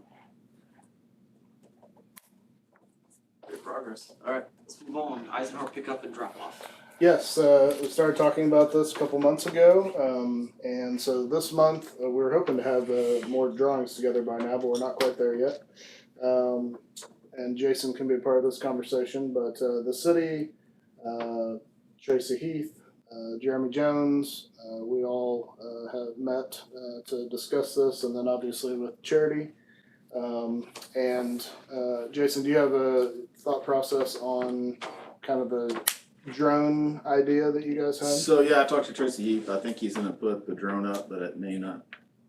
He's had a lot of stuff happen in the department, so unfortunately with school winding down, I don't know that it's gonna give us good data right now, but we kind of strategically placed around the area the other day during drop off in the morning. There's some interesting things that happened. I mean, we saw a person approaching Eisenhower from the south, cut all the way across both lanes of traffic and parked in the drop-off lane, facing north. Dropped their kids off, and then another one pulled in, cut a bunch of people off, and then did a U-turn right in front of Eisenhower. So, I mean, I think we all, as city staff at that time, I think we all observed enough that it kind of created some concern for our safety. So, I mean, I get that the site council didn't really feel like there was a big issue there. But, I mean, you got the chief of police, you got the director of public works, and whatever my title was that particular day. Sitting there watching, and we all thought we observed stuff that was a little concerning. I think I counted 28 drop-offs on the opposite side of the street, so you got kids crossing streets. And some of the parents are great. they, you know, they get their kid out of the back and they actually walk the kid across. Other kids are like grabbing and throwing them halfway across the street. I had to Not slam on my really, brakes but, that day. yeah, not really, but, I mean, the kids are going across the street on. Some principals direct traffic at their schools. I had to Yeah. slam on my brakes I that wait. day for a kid running I think across. I saw that. And I said, man, someone needs to see this, and a block later I waved at you, so thanks. Yep. Yeah, my concern, I don't know if moving the drop-off lane closer and taking out trees and the slab that some classes do use, I don't know if that's the answer, but we have to do something about safety. For me at this point, it's the kids playing Frogger, getting across the road, and the parents that are frustrated because someone's parked and so they're just pulling out, not looking, or you're looking to see who's pulling out behind you and you're missing the kid that's running. I'm more worried about the safety of it. So that was Tracy Heath's thoughts. I mean, I don't wanna speak for him, but that was his thoughts, was that you're not gonna stop. No matter how many lanes we put there, or whatever we do, however it's redesigned, you're not going to stop the people that are gonna drop off their kids on the opposite side of the street. People are still gonna do that. We can try to educate, you know, Charity was saying, you know, the first few days or maybe even week is a little rough, but then once people get educated on kind of the drop-off process, it does smooth up. But I don't know how you're gonna stop that. Cause when you're coming from the north to go south, you know, people just pull right up to drop the kid off right in front, and so that makes it long. I mean, traffic has been backed up It has. to where that's 15th So when I Street was or there whatever. watching it, it got backed up to 16th Street 4 times. Where people couldn't turn off of 16th Street onto Plum to drop their kids off. And Jeremy, he was actually parked a little bit further to the north, and it was actually backing up down 16th Street. Right, I mean, that's my And concern. one That's what person, concerns me. one person got frustrated and they actually cut over into the other lane of traffic and cut around everybody. So, yeah, Tracy was seeing opportunities there for tickets. Well, that's what I was gonna say, what's the solution, just enforcement of the law, or, I mean, what would the solution? And you guys had talked about sending that to engineering. Yeah, we're gonna send that to engineering. So the city, the reason this all got started is the city is going to redo Plum Street. They're gonna resurface Plum Street. So if there's a time that the school district is potentially interested in doing anything with the drop-off lane, now would be the advantageous time to do that because it's gonna be by far cheaper to do it. Your mobilization costs alone, are gonna be huge on something like that, so. You know, maybe it's something as simple as extending that drop-off lane. I don't know. Would adding parking, I don't even know where you would do it. Would adding parking so people have a place to park and drop their kids off, those that want to walk them or go a different way? I think that would also help with the congestion when you have Yeah, I'm not. big events at not Ike an because it's engineer, everywhere. so- I just don't know where you'd put parking. Yeah, What's not an the- engineer, so I don't know on that. but- What's the, you know where the buses used to go out and let people off In the back. on the north side? Oh, on the north. Yeah. the north. That used to be, and I you know, was it is, never around it when is, they did it on the north. yeah, bus. it is, it's cut out there for buses to pull up there. What's that used for right now? Parking. Park Well, on the cars, street, park. like parents will pull up and park and let their kids out right there. Okay, Mhm. yeah. Chicken only. So there's Yeah. Yeah, it's not super long. Yeah, It's probably 4 I don't know if cars. that could be worked into it somehow, Right, because, like a turning lane. Bus yeah. Talked about a turning lane coming off there. You went in We used back. we used the bus drop off during COVID also. Could that be, on the north In end. the alley. no, on the west I'm side? talking the north end, on the north. I know, but I'm saying, Drop-off, would, yes. would that be an option? The buses are usually out by 7:35, 7:40. So you want your bus, so what happened during that was cars got intermixed with the buses. And then the that bus- becomes okay. super duper messy. Yeah, it was amazing when you could divide, like K2 was dropping off on one and 3-5 was dropping off on the other, but when you mix your buses in, once the buses are gone, it's great. Buses to that. But they're not completely gone by the time kids Block are getting that dropped off. off. Do they have all 6 The buses whole that buses, come through? yeah. What's that? But do 6 they all come at the buses? same time? Yeah. In the morning, yes. So Okay. you would have them on And the after left school, probably. And after school, they're pretty much the same Yeah, except they do back for up after one school. bus that has to stop by another school first. I don't see after school as big of an issue. I can always find a parking space or I come 5 minutes late. Either one, you know. Yeah. Pickup doesn't That's where the seem- training, the first few weeks are, Few weeks, okay, that's a little long. I'm being nice. A month. The first month and then it's good, the after school part. I mean, would just communication of safety and things like that get us anywhere, or? No. Joel, I mean, it's like, not gonna here knock Joel's back up is running traffic like. for sure. Traffic's Right. gonna get back up to 16th Street regardless, unless we do Okay. something. A turning lane of such on the north side, I have no Yeah. idea, that's gonna be an engineer. But that north side, I mean, I think Look at it could be work out. something fairly simple that might, I mean, like I was talking to the side council, drop off pickup is about 7 minutes and it's out. Drop off, yeah, if you do some type of turning lane. That 16th Street and Plum Street intersection gets messy. And then you got staff that are coming in and parking straight in front. Well, and at pickup, that created a little bit of issue because you got staff that are coming out to leave to go to other events, coach, whatever the case may be. And they're backing out into traffic, which is not They're a picking good up and thing. heading on. Yeah, which is not a good thing. Just Kennedy, do you think your stuff works good? I mean, I know we're not doing Woodlawn, but I'm just, We have the same issue, it's just happening in the driveway instead of in the street. Yeah. So we still get backed You're up, letting people somebody out still there, get aren't you? mad and go through the bus lane, they stop where they're not supposed to and get out, and it backs everybody up into the street, And that, so. yeah, we that's have the where I same think issues, moving it's it just- up is, that's just moving the It's issue just closer to the happening in the building. driveway, the kids are still playing Frogger in the driveway, so Yeah. it's the same issues, it's just happening in the driveway, Instead of- not in the street. I think doing the drone and gathering some data and sending it to engineers for a Yeah, I think that's a great idea. simplistic kind of Yeah, option it definitely needs to. would be. Thank you for looking into it. Then we can look at. Yeah, I mean, in the next 2 days, I don't know if that's gonna happen, but when's the street project happening? He said he's gonna try for 2025, but that wasn't guaranteed. We have a whole Except year. for 2025. But they have to put it in the budget, that's part of it. Right, That's that's part of it. So. Well, part of the synergy would be to get them done at the same time, and then the engineering would kind of mold together too, so. And that's all gonna have to be done very quickly if it's gonna be a 2025 project.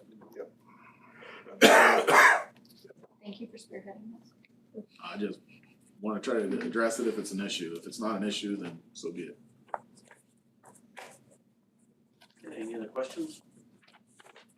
Let's move on, Board of Education self-evaluation. Yes, this is a topic that came up last month. The board has a policy that as far as I know, for a lot of years has not necessarily been a discussion or practice of doing an annual self-evaluation.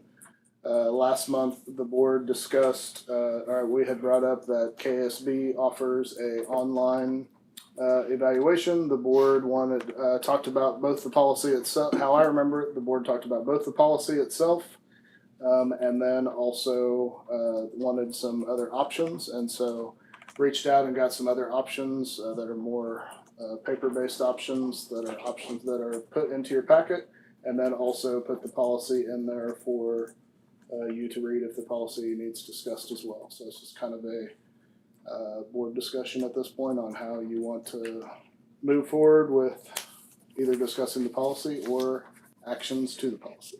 So I kind of looked over it and I'm probably gonna be singled out here, but I don't see really an advantage of it or a benefit of it. We're gonna have different ideas, we're gonna have different ways of looking at it, and it may or may not be, I kind of feel it's kind of a waste of our time. And that's just my personal opinion, if everyone wants to go against it and do it, but we have enough going on in our lives right now to sit there and evaluate ourselves, how we look at things. We're all gonna come up with different ideas, and that's what makes us bored, but. I agree with I disagree. I think it's important. We evaluate our teachers, our staff, the superintendent. I don't think that it hurts to grow and develop ourselves. It doesn't have to be used as a negative thing. It can be used as positive. I think it's an important part of what we do. I think it's important as long as it is used positively. My fear is that it would take a negative turn.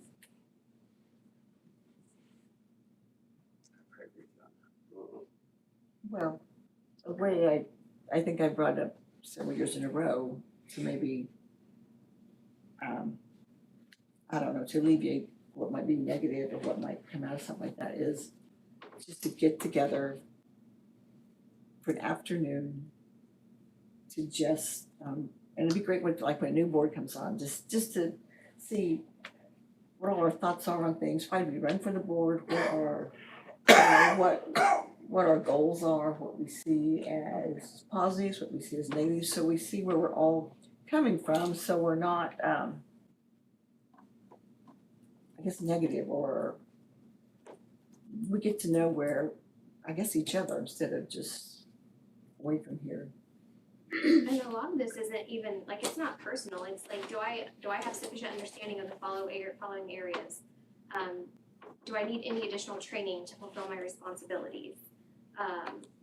Do I manage my time effectively? It's not personal, like, jabs at anybody, it's just how we're operating. Some of it is, of the other 6 board members, so many truly put their cards on the table and articulate the real reasons why they vote the way they do. Yeah, so I think this is just some examples of what Adam found. We can do it the way we want it.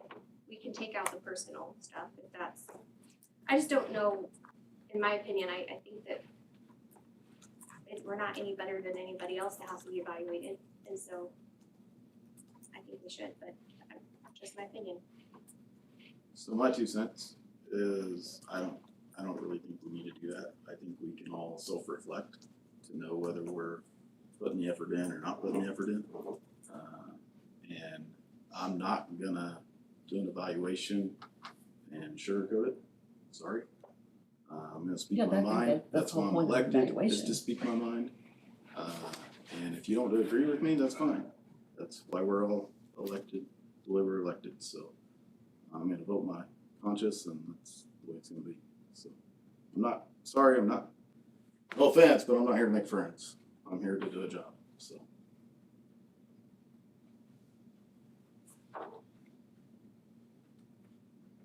Okay.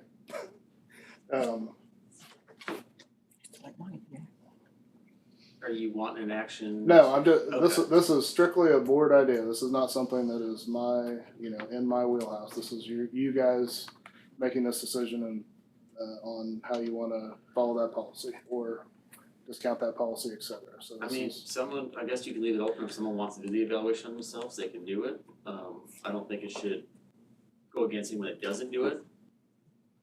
And you just take that out of the But I policy? think it says shall, doesn't it? Isn't our Right, so the policy would have to be adjusted. The one policy way or would have the to be deleted or I don't know, it'd have to be changed. shall to Yeah, I may agree or with that. something like that. Change the policy or delete it, if we're not gonna. I mean, they haven't done That's the whole it, thing with policy, we have so many that we don't Haven't use, that we done it. don't follow. they haven't done it how many years, and why are we gonna recreate this and I have can only it go start back, again? I can only go back to 99. They Yeah, I haven't can go done back. it. I think that's one of the points, so it's a policy. Yeah. And that's the thing that bothers me, and we all know that we follow some policies, we don't follow other policies, But I think if you look at this policy, and who knows when this was put in, if he's going back to 99, things have changed in this world. then let's get rid of the policy, then let's I change, agree with that's that. what I'm And saying, so that's we why. need a motion to probably get rid of that part of the policy. So That's- moved.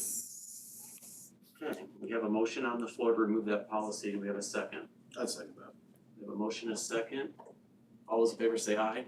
Aye. Anyone opposed, same sign? Aye. Russ, you want to? I think it's 5-2.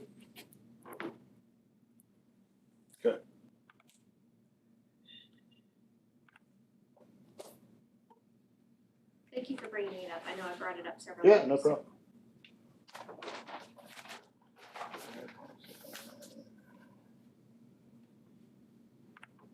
Okay, got it, thank you. First action item, food service addendum. Yes, food service addendum, Kelly brought this up last month and I'll let him, explain away. Okay, this is, as I mentioned last month, this is not like an extension to the contract. The contract is a full 5-year contract. This is an addendum for fixed prices. And this is done annually anytime you are contracted with a food service management company. So the CPI this year is 4.5 was the max that they could ask for. So Darcy and a representative from Chartwells were in negotiations, and what is presented in front of you is what was negotiated upon.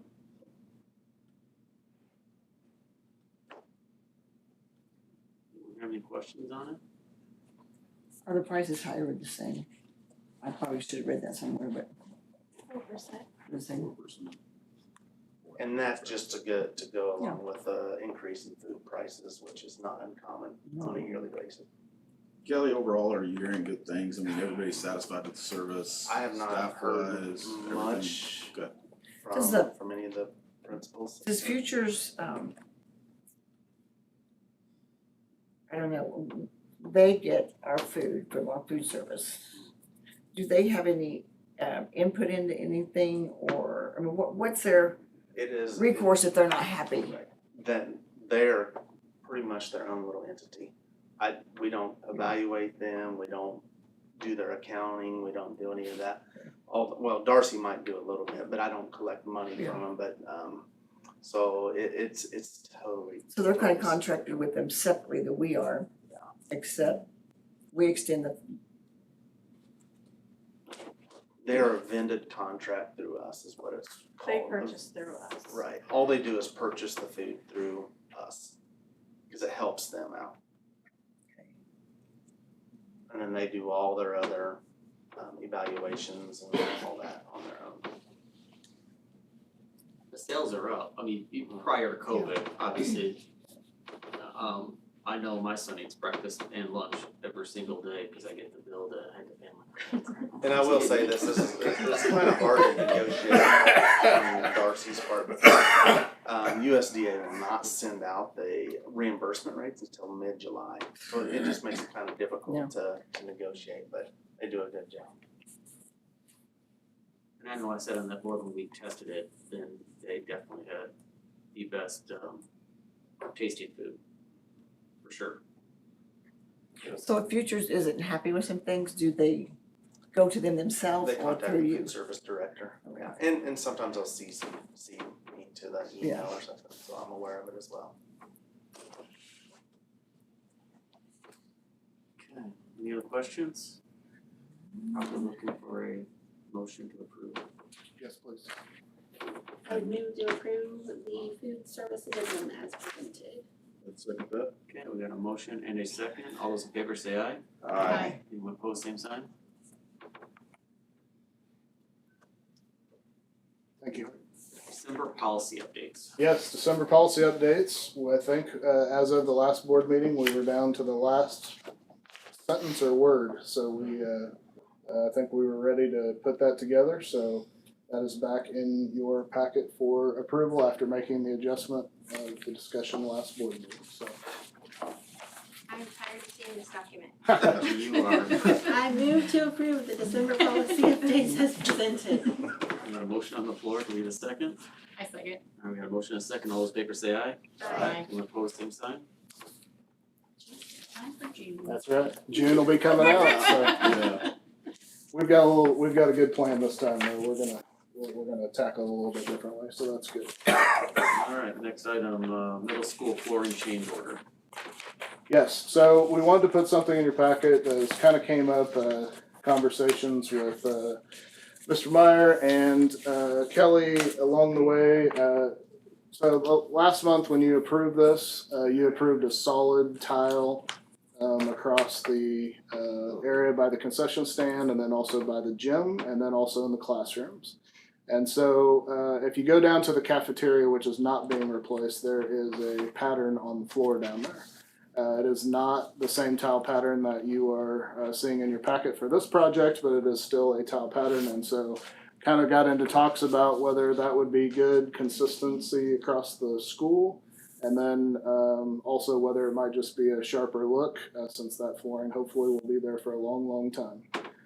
And so wanted to give that option. They kind of gave us a couple options. One for $15,000 to do a pattern throughout the entire school. That includes your science classrooms, your home ec classroom, and then also the area at the concession stand in front of the gyms. And then there was another option to leave the science classrooms the classrooms, I should say, as non-pattern, just a solid color, and then just do the pattern out in the public commons area by the concession stand for around $5,000. I get all that correct, Kelly? Sounds about right to me. So that was an option. So we wanted the board's opinion on that before they got started this summer, whether that is something that, or what your thoughts are as far as the aesthetics of that versus what was presented to you last month, and whether that change order is something you're interested in. Kelly, I was trying to pull up the one from last month to look at it, but what's the actual difference in cost? Did I put it on that one? 5,000, I think you Yeah, said. 5,000 is the difference in cost? If you just do the Concession main stand. corridor and in front of the. So that, those gym. numbers are the difference, not. Difference, Correct. correct. Yes, that's- So solid, like what was approved, or what was presented last week, would be no change? Solid white, actually. Yeah. No change in cost. Solid white, it's all white. Okay. How did I miss it? And then, so then that's what spurred the conversation of a pattern, because by the time we got that, then we went into the science rooms, and some of the science room is mainly white with some different patterns, and you can see a lot of the scuff marks We really do white. where the chairs have That's moved Well, out. why are they white? We can change it to a grayish color too, so, without it. Did without we that- see choices ever? Without that change. Like we did carpet or? We left it up to them. Did we leave it up to you guys to pick? Yes. Okay. It's a gray color. Bob, you picked white? It's not really, no. It's not really a white, it's kind of a white with a little bit of With a specks in it speck, and stuff. Oh, I don't speckled like white design. specks. I don't like um, specks and stuff. I don't, I mean, when I picture just white specks, 1960. But what you see in your packet there is the majority of it be a gray color, and then we downstairs in the cafeteria, there's a black line, and so we kind of took that and we substituted that with the gray, white, and red. I really hate to do stuff I can't see. I just don't see spending that much money just to make the floor look nice. I would rather take that money and put it into, Parapet. if it's for the science classroom and the FACS classroom, I'd rather buy them actual equipment that the kids are gonna use rather than learning on a pretty floor. I'd rather them have something they can learn with. At least we already approved it. Yeah, I kind of agree with you on that. Yeah. Me too. Me too. I didn't realize the cafeteria was different than upstairs, but the touch on which I pay attention. Was it in our packet? Did we ever see it anywhere? Yeah, the design sent to you. Okay. Isn't This is something like, oh, yes. It's on that writing on that. Here, Pat. But last month, is that what you're talking about? Well, we kind of left What it is it? there. So this is what you're gonna see. That was Yes, the on, pattern, That was there was this a week? link on the Today? agenda. I mean, this stuff? Mm-hmm.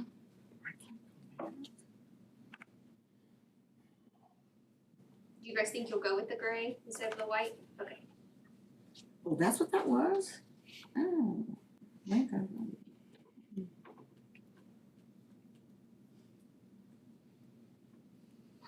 But there's no picture of what it will look like without these changes, I think it'll It would just just It would be just be solid all color. one solid color. solid gray. which is the gray that we The see gray here. color, yes. That's dark gray, right? I think it's about the color of these chairs, isn't it? Oh, that's not chilly, that but you're dark. right. Maybe the walls. Oh, where's the white at? Is something white? There's Whitish? they might throw a white every now and then in the pattern design, white and red. Okay. We tried to pick something that was relatively close to the carpet samples, so. Okay. So we all in agreement, just leave it as is? Sure. Yeah. We give you guys Yeah. enough?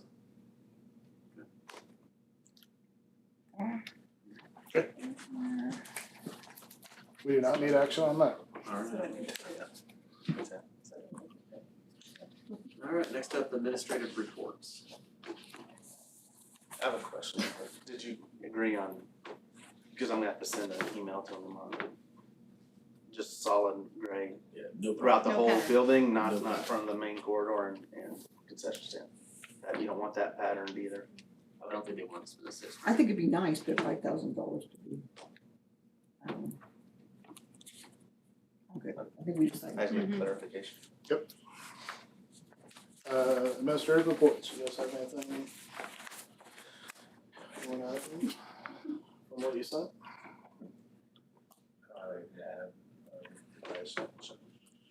I really, can I ask a question? Can I talk now? Great. I really like what you said, Bob, with, I like to print things off, with your tiers. It was really easy to see and, it was nice to see sixth grade math and English. Sixth grade was up the last, and tier three was up, everything was up except, not in the winter, anyway, it'd be nice to see this for everybody, if it's that hard, it's pretty easy to do, Bob can do it, you guys can do it. Everybody's so nice. Everybody's so complimenting you, I have to kind of keep you, keep your head. I'm gonna take that as a compliment. That was. That was the Yeah, great. yeah. There's a back. Yeah, this was really nice to see. You can see all their scores and nice to make a comparison how we're doing in The color coding, top notch. yeah, first grade teachers. So you're gonna have to step it. No, I did that. Anything I've learned in 2 years, I can color code. Seems like I was gonna say math was down somewhere, but I'm not seeing it.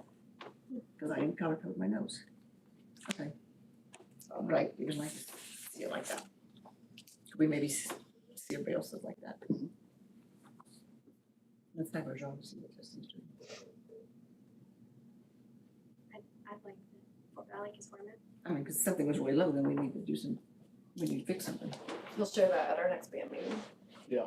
And then you guys will say, we're on contract for a couple more days.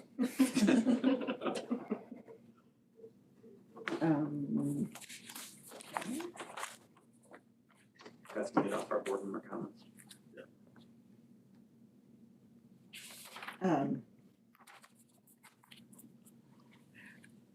Fast bridging retakes, I guess that's for everybody. We give retakes when we see that, we notice like maybe a 10-point difference or something, and then they can retake it just so that, we make sure it's an accurate score. We wanna see if There was just some the data's concerns right. made, I kind of know why, but I just want. We want accurate data, and so if it's something that you feel that score is an outlier to, or a deviation from what their normal score would be, then occasionally we will do a retake. Or if a teacher says, they flew through that in 3 or 4 minutes and it's not valid, but we're talking 10, maybe 10 out of 375 kids that we test, so it's not what I would say is super common, but if it's something that presents itself, then yeah. It was just, it was brought up out there, so I knew the reason, but just so we can answer for everybody else if they're watching. Yeah, it's not just like, oh, hey, we don't like the numbers, they're not working out, Yeah. we want them, so they'll start retaking. Right. Yeah. Okay.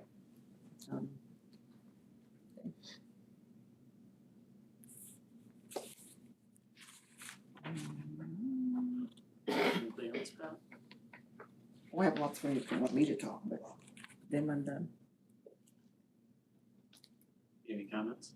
Board member comments? Okay. Let's see, which one do I know what you here? Well, I'll do the scholarship fund, All-Star Scholarship Fund, okay. You sent us what they all get, like everybody, if they applied, they got the $1,500, which the casino raised. The amounts this year was really great and appreciated. There was $5,000 for salutatorians and $6,000 for valedictorians. What do we do with that? We don't have one of those. That's well, 11,000. We don't have valedictorian or salutatorian. What do we? Which one would get 6,000? One would get 5,000. Who gets that? I can reach out and send that to you. I remember what we did 10 years ago. I don't have that perfect answer for you now. So back in the day when we had multiple magna 13. cum laude or whatever it was at the time, then we would split the extra money amongst all of those kids. But I don't know what, I don't have it memorized what they're specifically doing at the high school right now. That's a big chunk of money from the casino for awards. Yeah. That we have, that they specifically say what it's for. And I know we're changing to that, but that's not for a few years, so how do we pick that? And, okay, I know Carly Hamilton was chosen to go to Topeka. Stop it. For the governor's, I can't remember, the dinner, supper, reception. A banquet, yeah. So how was Carly Hamilton chosen? Would she, if we were having a valedictorian, would she be a valedictorian because she was chosen for the highest honor, basically, for valedictorians? So we could have called her that.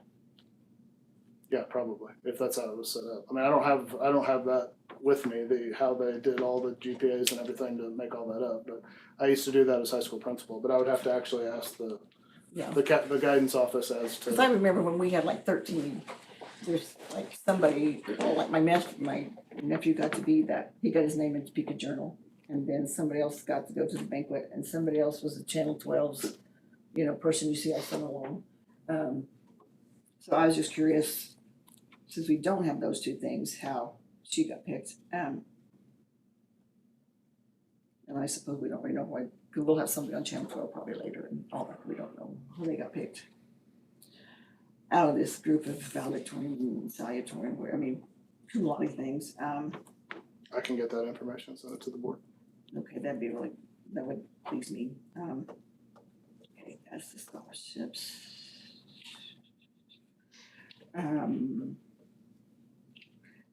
Do we have an update on the insurance committee, how that's? Yep. So insurance committee, we have our last meeting actually tomorrow or Wednesday. Yeah, Wednesday afternoon.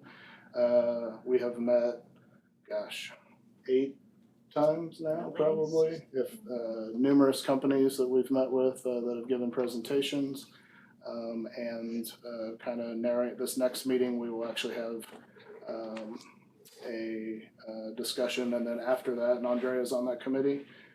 After that is over, then we're gonna have a discussion as far as what the recommendation to negotiations committees will be, because that recommendation will be it's for both. It's for the board and it's just for the negotiations process. So are we giving the exact same information to everyone that we're talking to, or giving them what they need to make their decisions or to work their numbers, or? I feel like we are. Yeah. We're giving everybody the same information. Okay. Are we giving them the information that they're requesting? We give them the same information from our claims history. So they can't give us rates, I think it's 90 to 120 days from renewal date. So right now, we're just meeting with the committees, they're giving us their spiel, but they can't actually give me numbers or anything like that until about 90 days. But we're giving them all the documents that they're requesting that we can legally give them. We are giving them all the same information. So if we gave it to one, we've given it to all of them.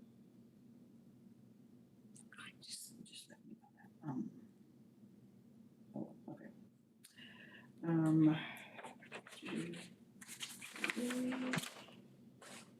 Are you hearing differently, or is there something that we need to know about as a committee that would help the process? Well, I'm not speaking on it because I'm not educated enough to know the information. But is there information that one of the vendors has sent, has requested? That we're not, I don't think it's protected health information, but there's some information about a claim so they can better give us our premium prices. So our next meeting, we are going to meet and just try to help narrow down who we're going to move the next step with. So everybody's got the initial information, then this next meeting, we're meeting after we meet with the final group of who we are, based off of their presentation, who we're even interested to move to the next step. So how many people do we have that have presented? 6, 7? Yeah. There's a lot. Well, that's nice. If that many people interested, not that that'd be a good thing, but. I have to count them up, but it's something like that. I don't know anything about this process, so that's why I say I don't know all the details, and I don't wanna make accusations. This is our first time too, so we're all just kind of making it up as we go. So our meeting on Wednesday, they've decided that we've been meeting for an hour. We've been giving all of these representatives an hour to sell us. And so after a meeting of the last guy, our last team of people. On Wednesday, we will discuss as a team who we really feel like sold us and go from there. But we're not gonna have premium prices. No, So wouldn't that be a big factor though of Well, what, but they're- what we make? they're the really decision? brokers, so, who's gonna represent us going forward? Because right now we're being represented by Gallagher, and maybe we decide to stay with Gallagher, maybe we decide to Oh, go we're with- not looking at we're not looking at health insurance companies, we're comparing brokers. They're all different types of brokers. All different brokers. Some are self-funded, some are in between fully funded and self-funded. They're all different ones, so that are just going to represent us to go to quotes for bid.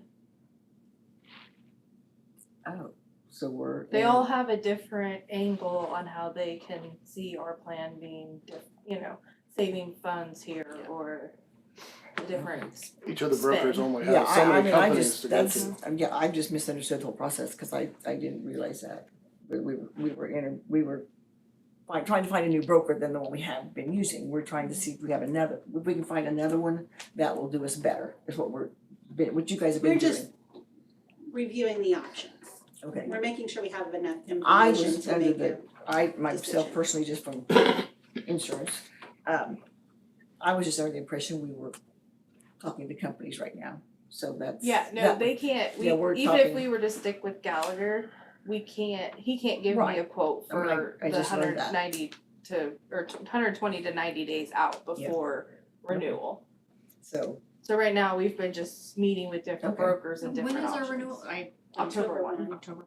Okay, yeah, I mean, I just learned that, cause I was thinking it was with companies, Yeah. so, thank you for that. Mhm. Okay, that was one thing, hold on here.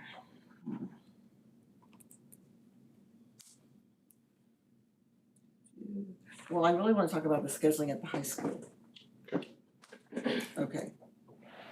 In the past, when you were principal, we were wanting to add a time at the old activity period, which we're now calling, we named CrewCon. You came to the board 2 or 3 times, possibly 4. I mean, we worked on it really hard together. Yep. I mean, you and your team would work on it and you would bring it to the board and we looked at it and discussed it, it was really, it was good because we had open, we worked on it together. You would bring something and then I said that. Okay, Yes. so. I know what you're saying. Yeah, and then we approved the final thing, which was the way it had been until last year. So, and I could be wrong with this part. JJ wanted, actually, I don't know who wanted a new schedule. Well, the teachers they kind of wanted to add a CrewCon back. So, like I was sharing with her, the BLT team has met a lot at the high school. And that's the building leadership team, which helps suggest ways to do things at the high school. They've had substitutes to work on it, they've spent their time at meetings after school, they've spent a lot of hours working on it, and they put 3 plans together. And then they had the teachers vote, which the votes came down to Plan 1, where did I write that down? I was gonna redo my notes, but then I didn't be able to find that. One plan had 11%, the teachers voted for that plan.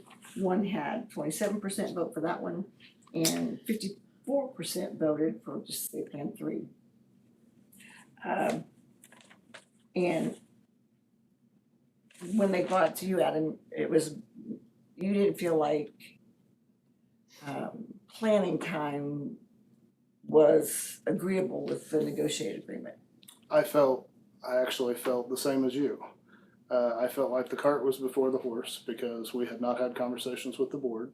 I also felt like the plan that was presented did not fit the language in the negotiated agreement. Was it because of planning time? Yes, it was mainly because of planning time. The way the secondary language is in the negotiated agreement. I felt like there was potential for that to become an issue with WNEA if we moved forward with that. Had I known about that prior to, which I did not, which was part of the problem, then I would have given that advice prior to the teachers voting on it, but that happened first, unfortunately, so. Yeah, and when I first got wind of schedule changes, I'm like, you can't just change a schedule, and that's gotta have board approval. I mean, we spent 6 months on it previously. Right. And then I was on the board when we added block scheduling way back when. So, I mean, it has to be, we have to discuss it, and we have to approve it. Right. So jump right in and say you haven't changed. Okay, so I agree with that. Did you, when you basically turned down or said that won't work, did you also share, that it wasn't just because of the plan time and negotiated agreement and that it was?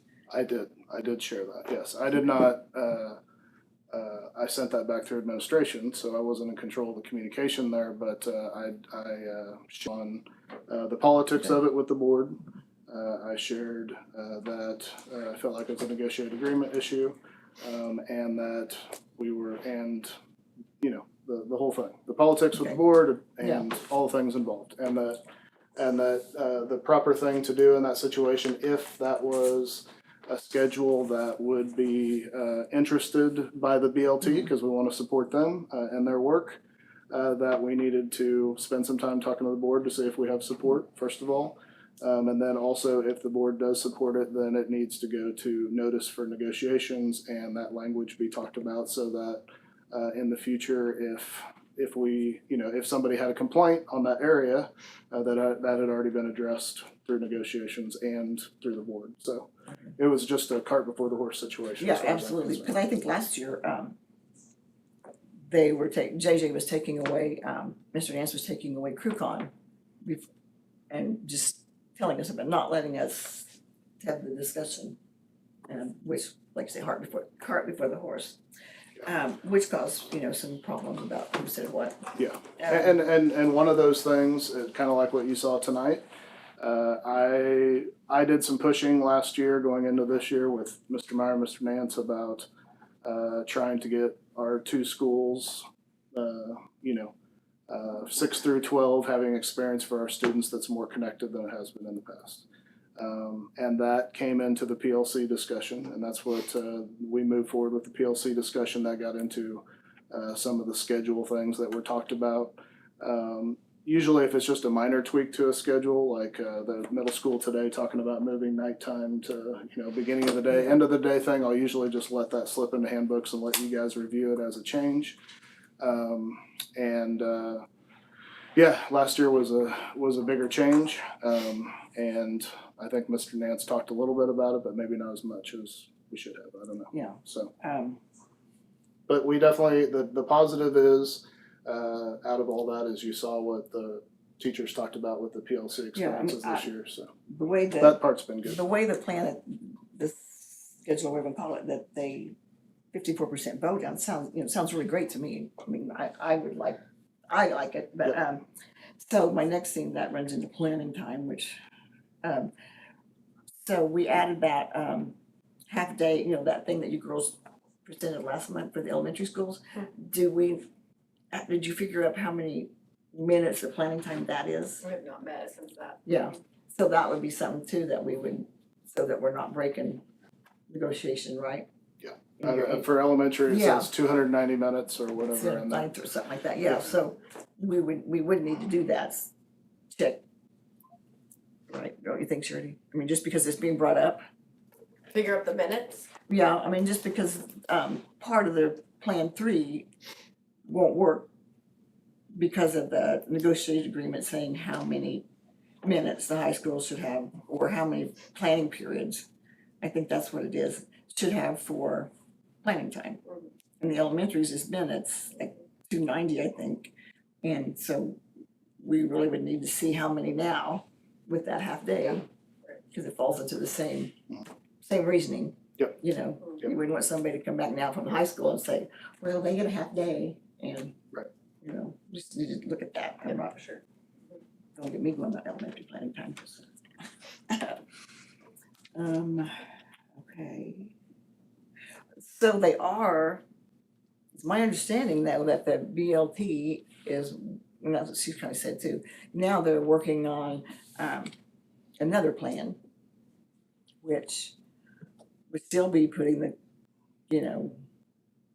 cart before the horse. I mean, can they come Well, that's to kind of why I did the prod tonight, to try to get some conversation going on Yeah. that, but, it didn't So, I mean, the I- Plan the- 3 that the majority wanted, could that be discussed at least at some point, you know? The plan that I turned down? Yeah, because, Yeah, we could show you the plans. It's still not gonna, I'm still not gonna recommend to the board that there's any right, changes I mean, I think there it's too based late on- right now. Yeah. And I think personally, you have to stay with what you have. Yep. Because the board hadn't had time Well, to look at. anything else that they were adding in was kind of a small tweak, like I said. Yeah, well, but The other the 2 two- days, the Tuesday, Thursday kind of block schedule, and then the Monday, Tuesday, That's the one that got turned down. no, that's when you turned it, that's the one that Correct. majority wanted. Correct. Yeah, and it makes sense to me, except for if there's a problem with that. Right. But, Yep, and I think there's a potential problem with both. Since block schedule's been a conversation in Yeah. Wellington before, it's a very normal thing in high schools everywhere. But it does have a history here, and so it needs to be discussed politically by the board.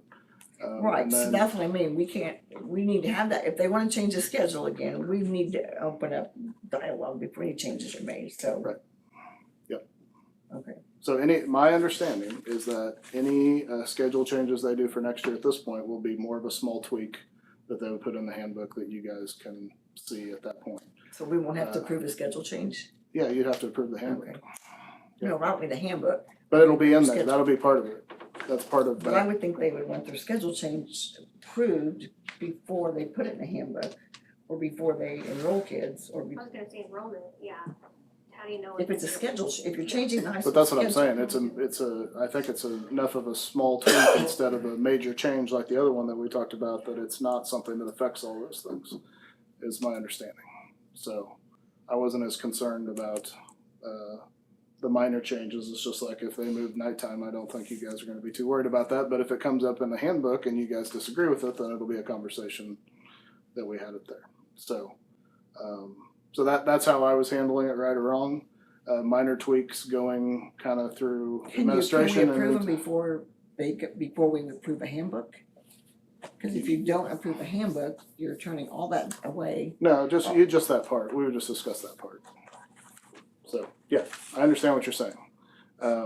That didn't happen, we're up to June next month, so any changes that happen in the handbook on schedules that you guys disagree with at this point, we will have to handle starting next month. With where we're at. But you can't really disapprove them because you're scheduling classes, so they have to fly. But the structure of the schedule. Okay. Is still. I think we're on the same page, but not realizing we're on the Yeah. same page. That's how I feel anyway. But I do think the board needs to know that they're talking about major Well, schedule changes. nothing's gonna happen schedule-wise, any major changes, unless it comes to this board. Which is why I turned it Up front, correct. yeah. Yep. So, But if it's minor, we trust him to. yeah, if it's minor, Yeah. that's a different thing, but this is Right. going to about a 5-block schedule. And no, Which is why I turned that down, that's right, exactly, because that is a major change. right, and it But it can't, needs to be discussed yeah, it's gotta come here to this board to be discussed before they can implement it. months, You several know, months and prior, they and that's can't what we're sli- saying, that's what we're They saying. can't slide it Yeah, under the door. I think everybody's agreeing, that's what we're we're just saying saying. it different Yeah. ways. Yeah, that's what we're saying, but, If you guys are not happy with any minor tweaks that go to the schedule next month in the handbooks, then it just automatically falls back on the previous schedule, so. okay. I guess I'll stop there. Okay, Bob, board member comment? No, I'm fine, actually. I gave myself a self-evaluation this morning, and it liked me, and we're going down the road with it. Jess? It's been a great school year, and I think we're making some positive changes, and I'm looking forward to the summer and the things that we can do as a board together. Yeah, I'd echo that. Congratulations to all the seniors. Look forward to what you got ahead of you, and great things you can accomplish. A couple things, middle school track, excellent. My daughter did run 4 of those things. High school track, my daughter's running this week, and you all have a good week, or a good summer. appreciate everything you all do, so. Thank you. I would like to see if we could get the prom policy added to the agenda next. Prom for policy? discussion. Yeah. Okay. Prom policy as far as in board policy or in, Prom policy as far as it's in a handbook. in the handbook, okay. Yeah. So you'll be getting handbooks next month anyway, Oh, okay. so that works out good. Okay, cool. And then can somebody describe the process for how the board/district decides how the paras receive, how much the paras receive every year in employee raises or starting wages? So that'll be in the classified handbook, which also gets presented next month. So those, Okay, so I know that the starting wage will be there, right? yes. But how do, like, I'm thinking bigger than that. What, As far as what our paras are actually making across the district with other Yes. increases in the past? well, like, how do we decide where they start off? When we wanna increase their pay, what's that process look like? I mean, we talked about evaluations. I see that the yearly performance-based, raises are 25 cents a year if you meet these certain criteria. Right. But how do we determine their starting wages? So so in the classified handbook, the starting wages are listed along with, if the district did not give any raises past that, they would still get the language that's in there, which is the 25-cent piece. Now, like last year, the district gave a $1 raise to everybody across the board, or including that 25 cents, so it was actually a $1.25 raise across the board. They met their evaluation. If they met their evaluation goals and all that, so, The 25 cents if they met, or the dollar? The dollar everybody got, the Okay. 25 cents was based off of their evaluation. But starting pay, yes, How so do that, we- that like- starting pay is also in there, so, I know it's in there, I know where oh. to find it, but how do we determine the budget for what we can afford to pay the parents? That's So, what I'm getting at. looking at comparison with other districts, like we have with all other salaries for years now, and what our competition is as far as like-sized districts in our area. And then putting that all together and then comparing also what our paras actually make, or our classified people actually make. So you have people who have been here for a number of years, and when you actually average the wages that we're doing out together, it's higher than, just the starting wage. And you also have people in the community that hire similar positions, but they also have different funding mechanisms, so it's kind of hard to compete and move with all those, but we try to do our best comparisons that we can to make sure we're keeping up with other areas. So one of the issues that's been big this year is just locally we had other entities in the community that bumped theirs up a lot, and so ours was very glowing, and so we need to take that into consideration as well. It just makes it difficult because our actual budget that we can compare with other places are more like districts our size in other areas than it is somebody who gets federal Head Start funding or these other funding mechanisms that we don't necessarily get. So it's just looking at all those factors and then making a recommendation to the board. Okay. Does that make sense? It does.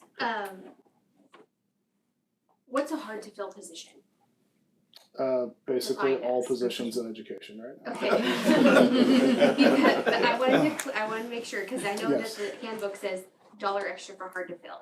And Yeah. so I didn't know how So, you okay, determined so what was I see hard what to you're saying. So in the past, we have had often given that to people who get put in positions where maybe they have to do toileting or kind of beyond your normal work. Get put in functional classroom or some of those things that they're kind of doing some above and beyond type duties that has been given as a extra Like just to try to lifting, not. diapering. Yes. So would sort of that thing. technically, so everybody got $1, does that extra $1 come into play? Did they get that extra $1 since it's hard to fill? Based on whenever they got hired, they probably did. Or if they moved and accepted that position, then we would add that. Like if they were doing a classroom para position and then the principal and special ed director decided to move them to a functional classroom and then they got put in that position, then that would be added at that time as well. Do we have that definition anywhere recorded Definition of hard to fill? Probably not. It's probably administrative discretion. Okay. It's probably what it is. Okay. Thank you. Yep.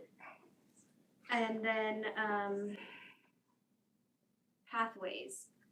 I know I sent Jen an email about this, but I think there's some confusion from parents, about the Pathways program. You provided me some great information, so I didn't know if you could talk a little bit more about that. What is the purpose, how it works? Because the things that I'm hearing is that parents don't even know what, they're not hearing of it, and I know that's something we present at enrollment, but can you just talk about that a little bit more? Probably it would come better from the high school, Okay. but we do need to make sure the kids know about it and know what paths are available, because completing those pathways helps us as a district and provides. But it's not a funding. one size fits all, right? Like No. what I'm hearing about it from teachers is that it's really not for the kids so much that know that they're gonna go to a 4-year college.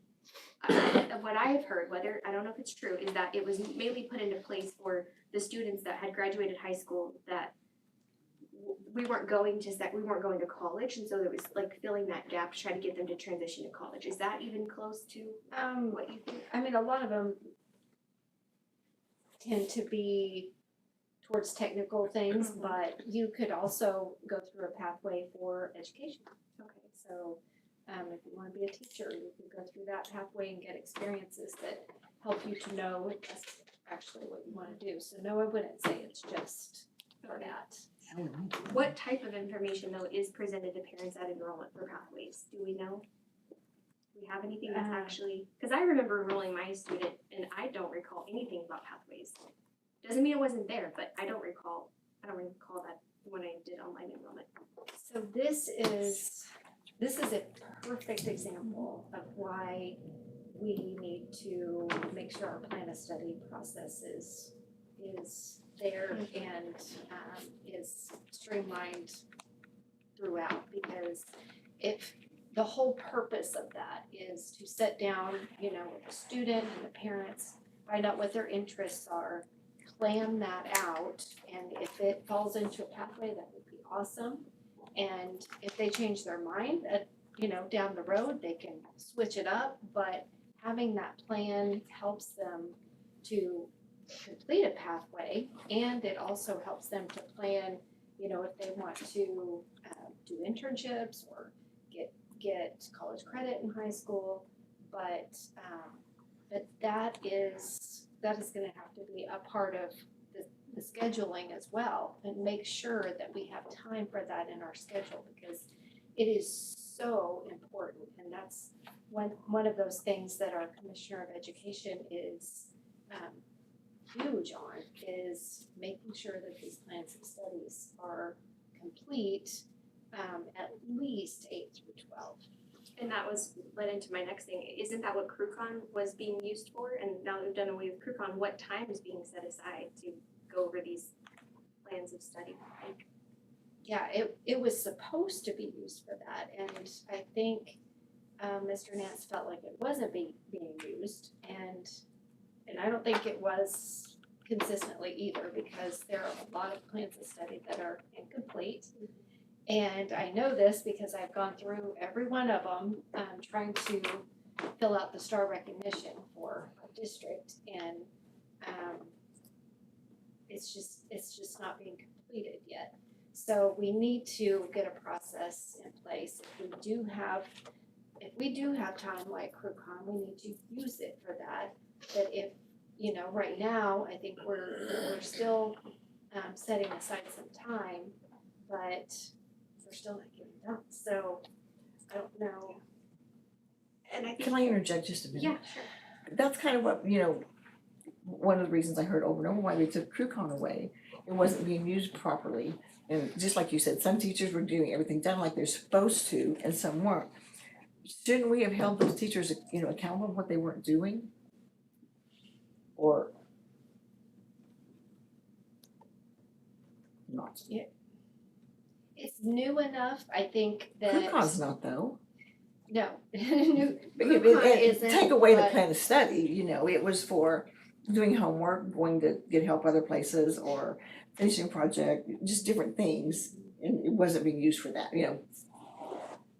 because teachers were just doing, that's where I thought maybe we did need to hold some, people accountable for not doing what was meant to be, but I'll go ahead, I'm sorry.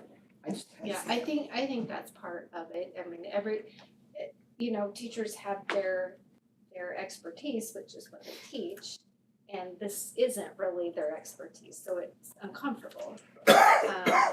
And maybe it is. I think the high school has a really well developed plan. I mean, the CTE department, Elizabeth Vaughn, put together some really great resources that even other districts would be in awe of, but it is the accountability piece. How do we make teachers feel comfortable enough with it as well? I think they do a great job with the relationship piece, but as far as, getting them to talk about classes that they want to take and really getting that buy-in, because our kids are going to only buy in as much as their teachers are. So we got some work to do there for sure, and it's important work. So I don't know if we just need even Dr. Watson to come talk to everybody about it, how this really does impact our kids. I think there's just some information that's missing, some communication for the parents to know where to go. And I know you shared the link, but I wonder if that's something that we can maybe change on the website so you don't go more prominent. Yeah, I think that's something we even discussed, was having a more prominent counselors area and maybe even having better, Or like just in a general. meeting, the parent meeting or something. It's just even for me who tries to stay on top of things that I don't know a lot about it, and so I think there's room for better improvement. I brought this up to Adam today because I'm hearing the same thing about not knowing about pathways, and being an 8th grade parent, I realize the only thing that I know about pathways is what I've looked up myself. But I will say there is going to be a freshman meeting tomorrow night for incoming freshmen, which is new, and I really, really appreciate that. I think that that's kind of going where you're discussing. Now, yes, we need to do something for the other 3 grades, but I think that we're on the right track. Yeah. I feel, I understand where you're coming from, and I'm hearing it too. But I think that we are making that turn. Yeah, that'd be great. The more we can incorporate that into whatever we decide to do, meetings, whatever, I think that's awesome. We can empower the students, the parents to make those best decisions. And then Title IX, I know we have Title IX requirements, new Title IX requirements to abide by August 1st. Do we have a plan in place to ensure that we're in compliance as a board, or what do we know about that, or do you need more time? I need more time. Okay. Yep. No, I have seen that has come out. It's on my summer list to check out after we get schools closed down. So. And then,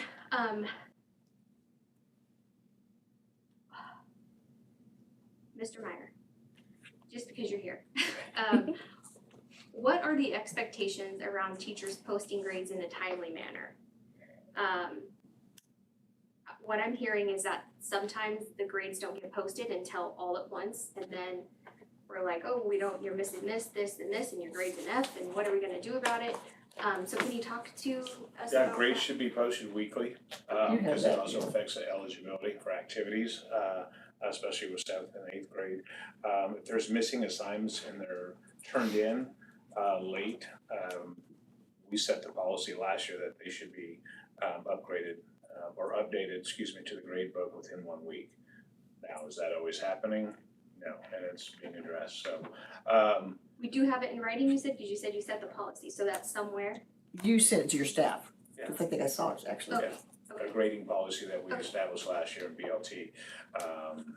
with regards to, obviously, if a student has missing work and they, 2 weeks down the road turn it in late, it's imperative that we get it to the grade book and updated. So I give staff 1 week to update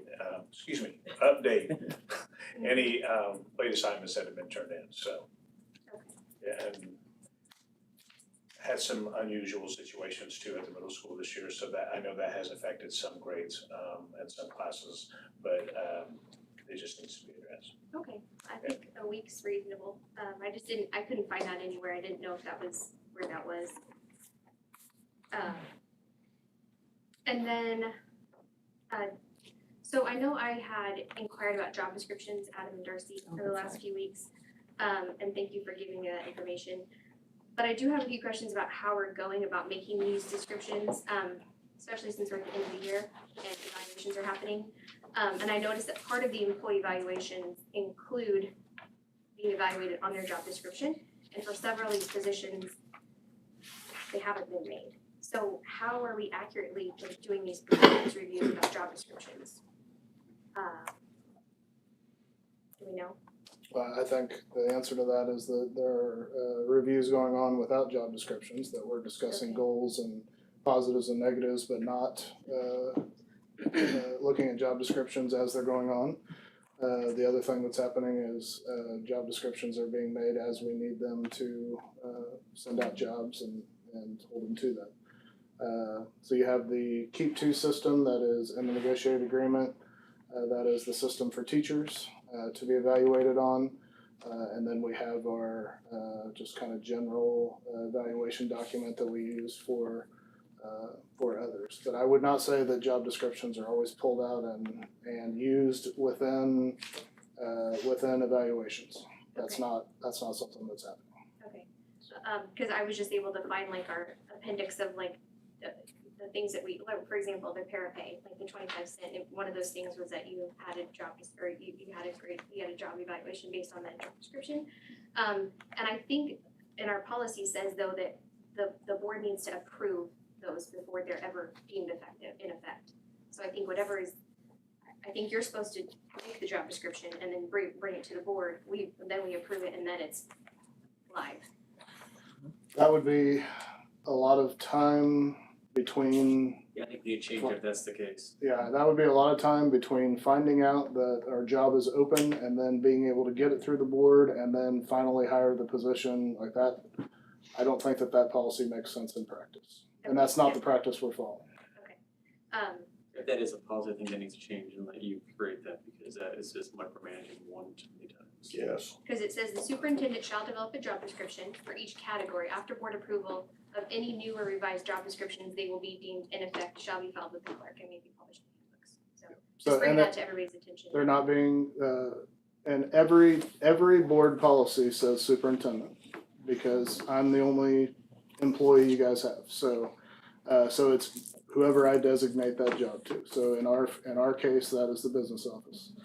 And so they are doing that. Those are not filed with Russ as a board clerk. They're filed in the business office. And so I think the process we're doing is okay.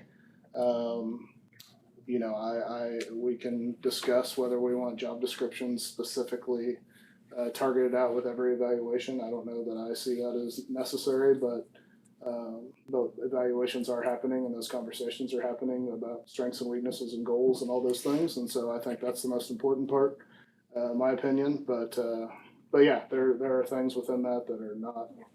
I just think as an employee, it would help kind of know what their expectations are of them as well too. So that's just. Yeah. I would say we use job descriptions more as, if you would like to apply for this job, here's the general expectations. Well, that's what I was wondering. How do we advertise for these jobs? What are we giving people how do they know what they're applying for if we don't have the job description? Right, and that's why they're being developed. Yeah, they're creating it as they need them. Right. That's why we don't have them all. Yeah, that was something when I came on that we knew we need to work on. So what we've done is, as openings have been coming, I get with whoever it's with and say, here's what we have in the past, or here's what we found online. Can you help create that? And then on some of the openings, you'll see actually says see the job description on our website. Yeah, I went through the website and I only found one that had a link to that. So are you saying that we need to change our policy or we need to vote at some point on these job descriptions that are already made? Or what? My personal opinion from conversation tonight is I don't see any reason why they need to be filed with the board clerk. I don't see any reason for them to be approved by the board unless you want them approved post us hiring somebody, like, because that the time is not gonna be effective within that process. I would have no problem if the board wanted us to get them done later on, but I would like to use them as they're developed, get the job out, get it going, instead of waiting on all that process to happen to the board. I'd rather you just handle it, not bring it to the board. Okay, then that's So- a policy change then, so we need to put that on sometime. I put it on the next agenda and we'll Got look at that. Yep. We can do that. And then when will the website be updated for the Sunday practice policy, since we voted on that? Was that last month? I don't think I see that on the new. Last month, I think 2 months ago. I'm ready to change about that. I think that's it. Andrea? Sorry, I wrote something. I'm sorry. So first of all, congratulations to all the graduates. It was a really big honor to be a part of that and their day yesterday, and I always like to do that, so that was fun. Next, good job to the middle school for handling the power outage. Yes. We had some patient people. So that was good. I saw a lot of people doing innovative things to stay safe and to still have a good learning day. Yep, agreed. This year, this year has been interesting for me. I've had a lot of eye openings, a lot of conversations with a lot of different people. And I would say it's been a year of growth, challenges, and a lot of inequalities that I've seen. Especially concerning our 4 elementary schools who each offer a wildly different experience for our students across the board. There are similarities, but the differences are what have really stood out and have really been defining our schools this year, I feel like. You can see it in, just the way they fundraise. Kennedy's Glow Run, Lincoln's Patriot Dash, Washington's Jogathon, Eisenhower's Color Run. A student at Lincoln asked me, what even is a color run? And I just, the PTAs, organize those and run those. The students run the faculty take over where there's lack of PTA, and that's Everywhere. amen for that, right? But Jessica has a 5th grader, I have a 5th grader. If you took those 2 5th graders next to each other and asked them about their experience this year, each of them would tell you something completely different. You wouldn't even know they were in the same school district. You've got 5th grade classes or classes around town that went to baseball games, classes that went to all-star sports. You had kids that went to Cowtown, kids that went to the museum, kids that went all over, did really, really great things. The way that they got to do those things, the money that came to provide the ways they got to do those things, wildly different. Wildly different. Different isn't bad, but this year, different has felt or has given a sense of disparity. It really has. As a member of this board, I feel like it's my duty to advocate for fairness and equal opportunity for all of our students. And it is disheartening to see such discrepancies. I'm sorry, I'm really passionate about this. You're good. Which is why I wrote it. You do. I commend the teachers that went above and beyond to provide enriching experiences for the students. They exemplify the dedication and creativity that we should all strive for in every classroom. But my frustration and frustration of many parents across the district,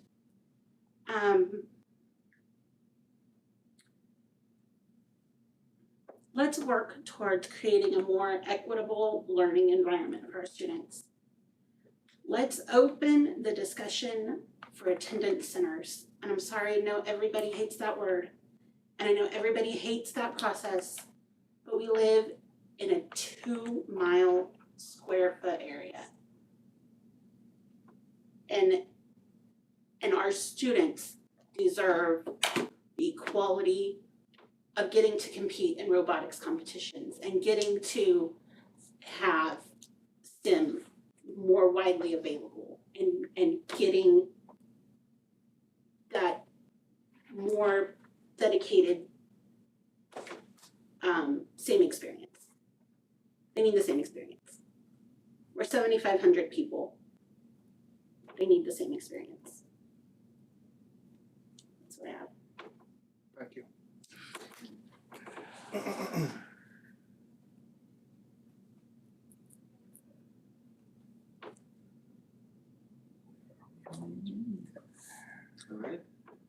Alright.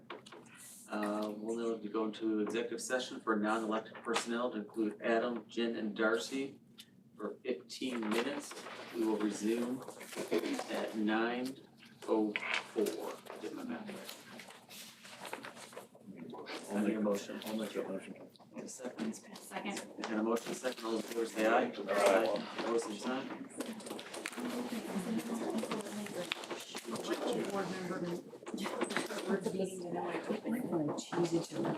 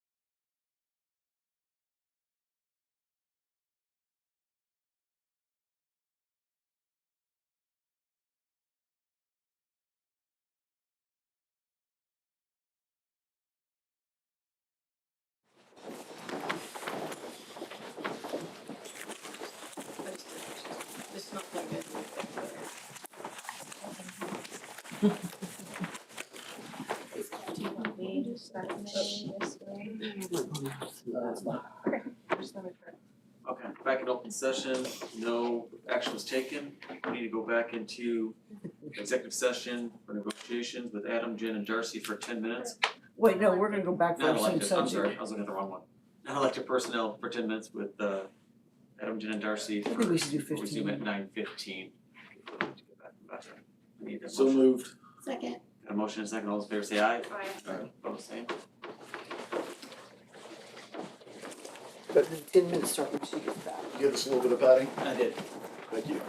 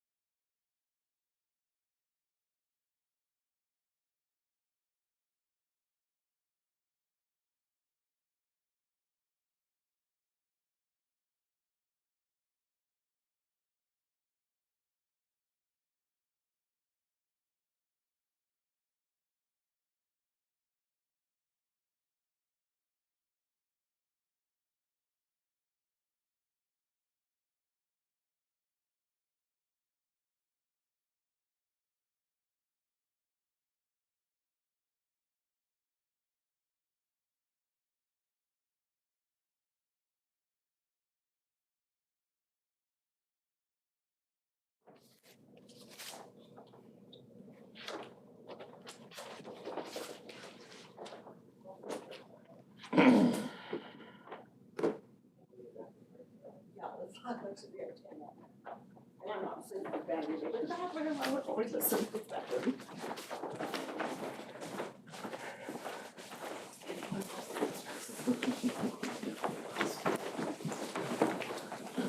We are back in open session, no action was taken.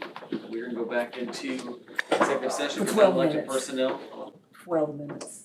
for 15 minutes. With Adam, Jen, and Darcy will resume at 9:30. Can I get a motion?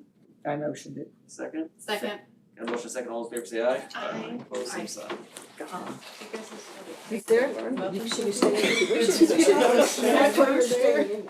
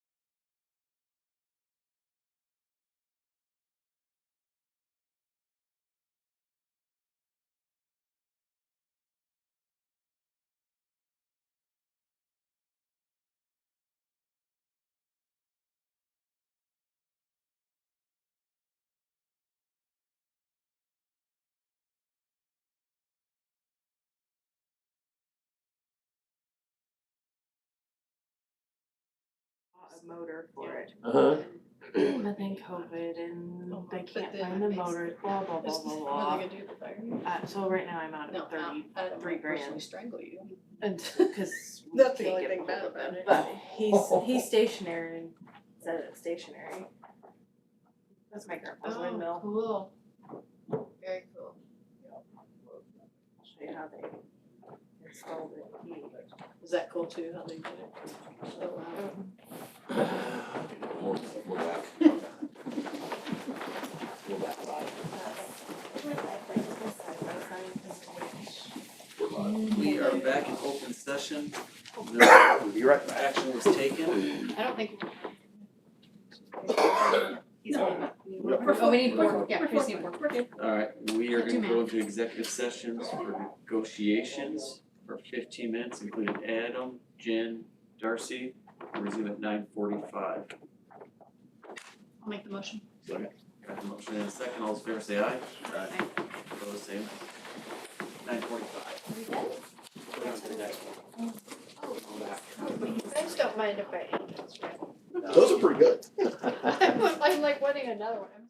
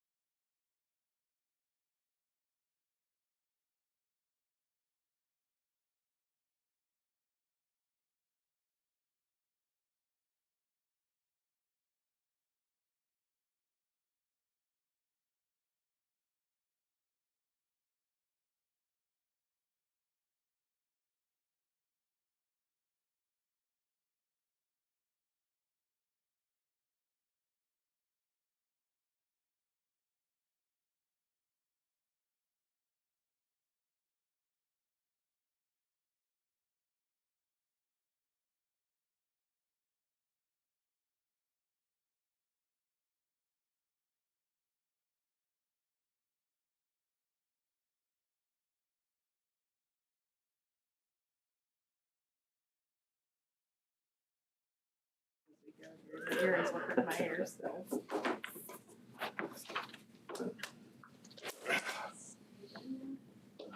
Just for us to start a moment.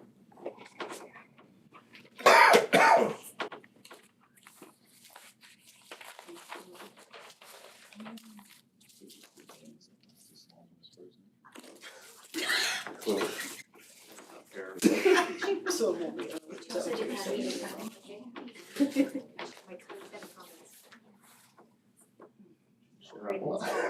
Chris, how many mistakes are gonna make? Huh? How many mistakes? Our I back in think open might be a few. session, no action was taken. On to the next, the consent agenda. Okay, consent agenda. Approve the minutes of the April 8th meeting. Approve payroll and bills. Payroll, $1,119,547.30. Bills, $877,207.78. Transfers, at risk, $100,000, and vocation, $75,000. Personnel, approved new hires. Ashley Shuck, 5th grade teacher at Lincoln. Mariah Langford, 4th grade teacher at Lincoln. Alyssa Wilson, 5th grade teacher at Eisenhower. Ebony DeShane, music teacher at Kennedy and Lincoln. Lacey Hibbs, 6th grade sped at the middle school. Kevin Williams, night custodian at the high school. Rebecca Corsi, ESOL facilitator for the district. And Gail Wyckoff, in-district mail delivery for the district. Approved resignations. Zach Reed, science teacher at the high school. Kerrigan Beard, para at the high school. Jennifer Russell, assistant cheer coach, high school. Keely Roop, art teacher at the middle school. Chanel Angel, 8th grade volleyball coach, middle school. Jamie Lowe, kindergarten teacher at Washington. Galdino Ybarra, also known as Sacco, in-district mail delivery for the district. And Kylie Bonnell, social worker at Kennedy. Approved transfers and position changes. Katie Ford, English teacher to social studies teacher at the high school. And approved the registered apprenticeship program participants. Any questions? Looking for a motion? Move. Got a motion, I got a second? Second. Got a second, all those in favor say aye. Aye. Opposed, same sign. Okay, meeting's adjourned. Thank you, everybody. Don't forget your cheese. Oh, yeah. Thank you. You already got yours. Yeah. Adam, cheese for a few minutes. Yep, absolutely. Just don't let me forget my cheese. Sorry to keep you early. So No, there you're have been 3 different kinds. Pepper jack, cheddar, Why didn't you know there were and cheese in there?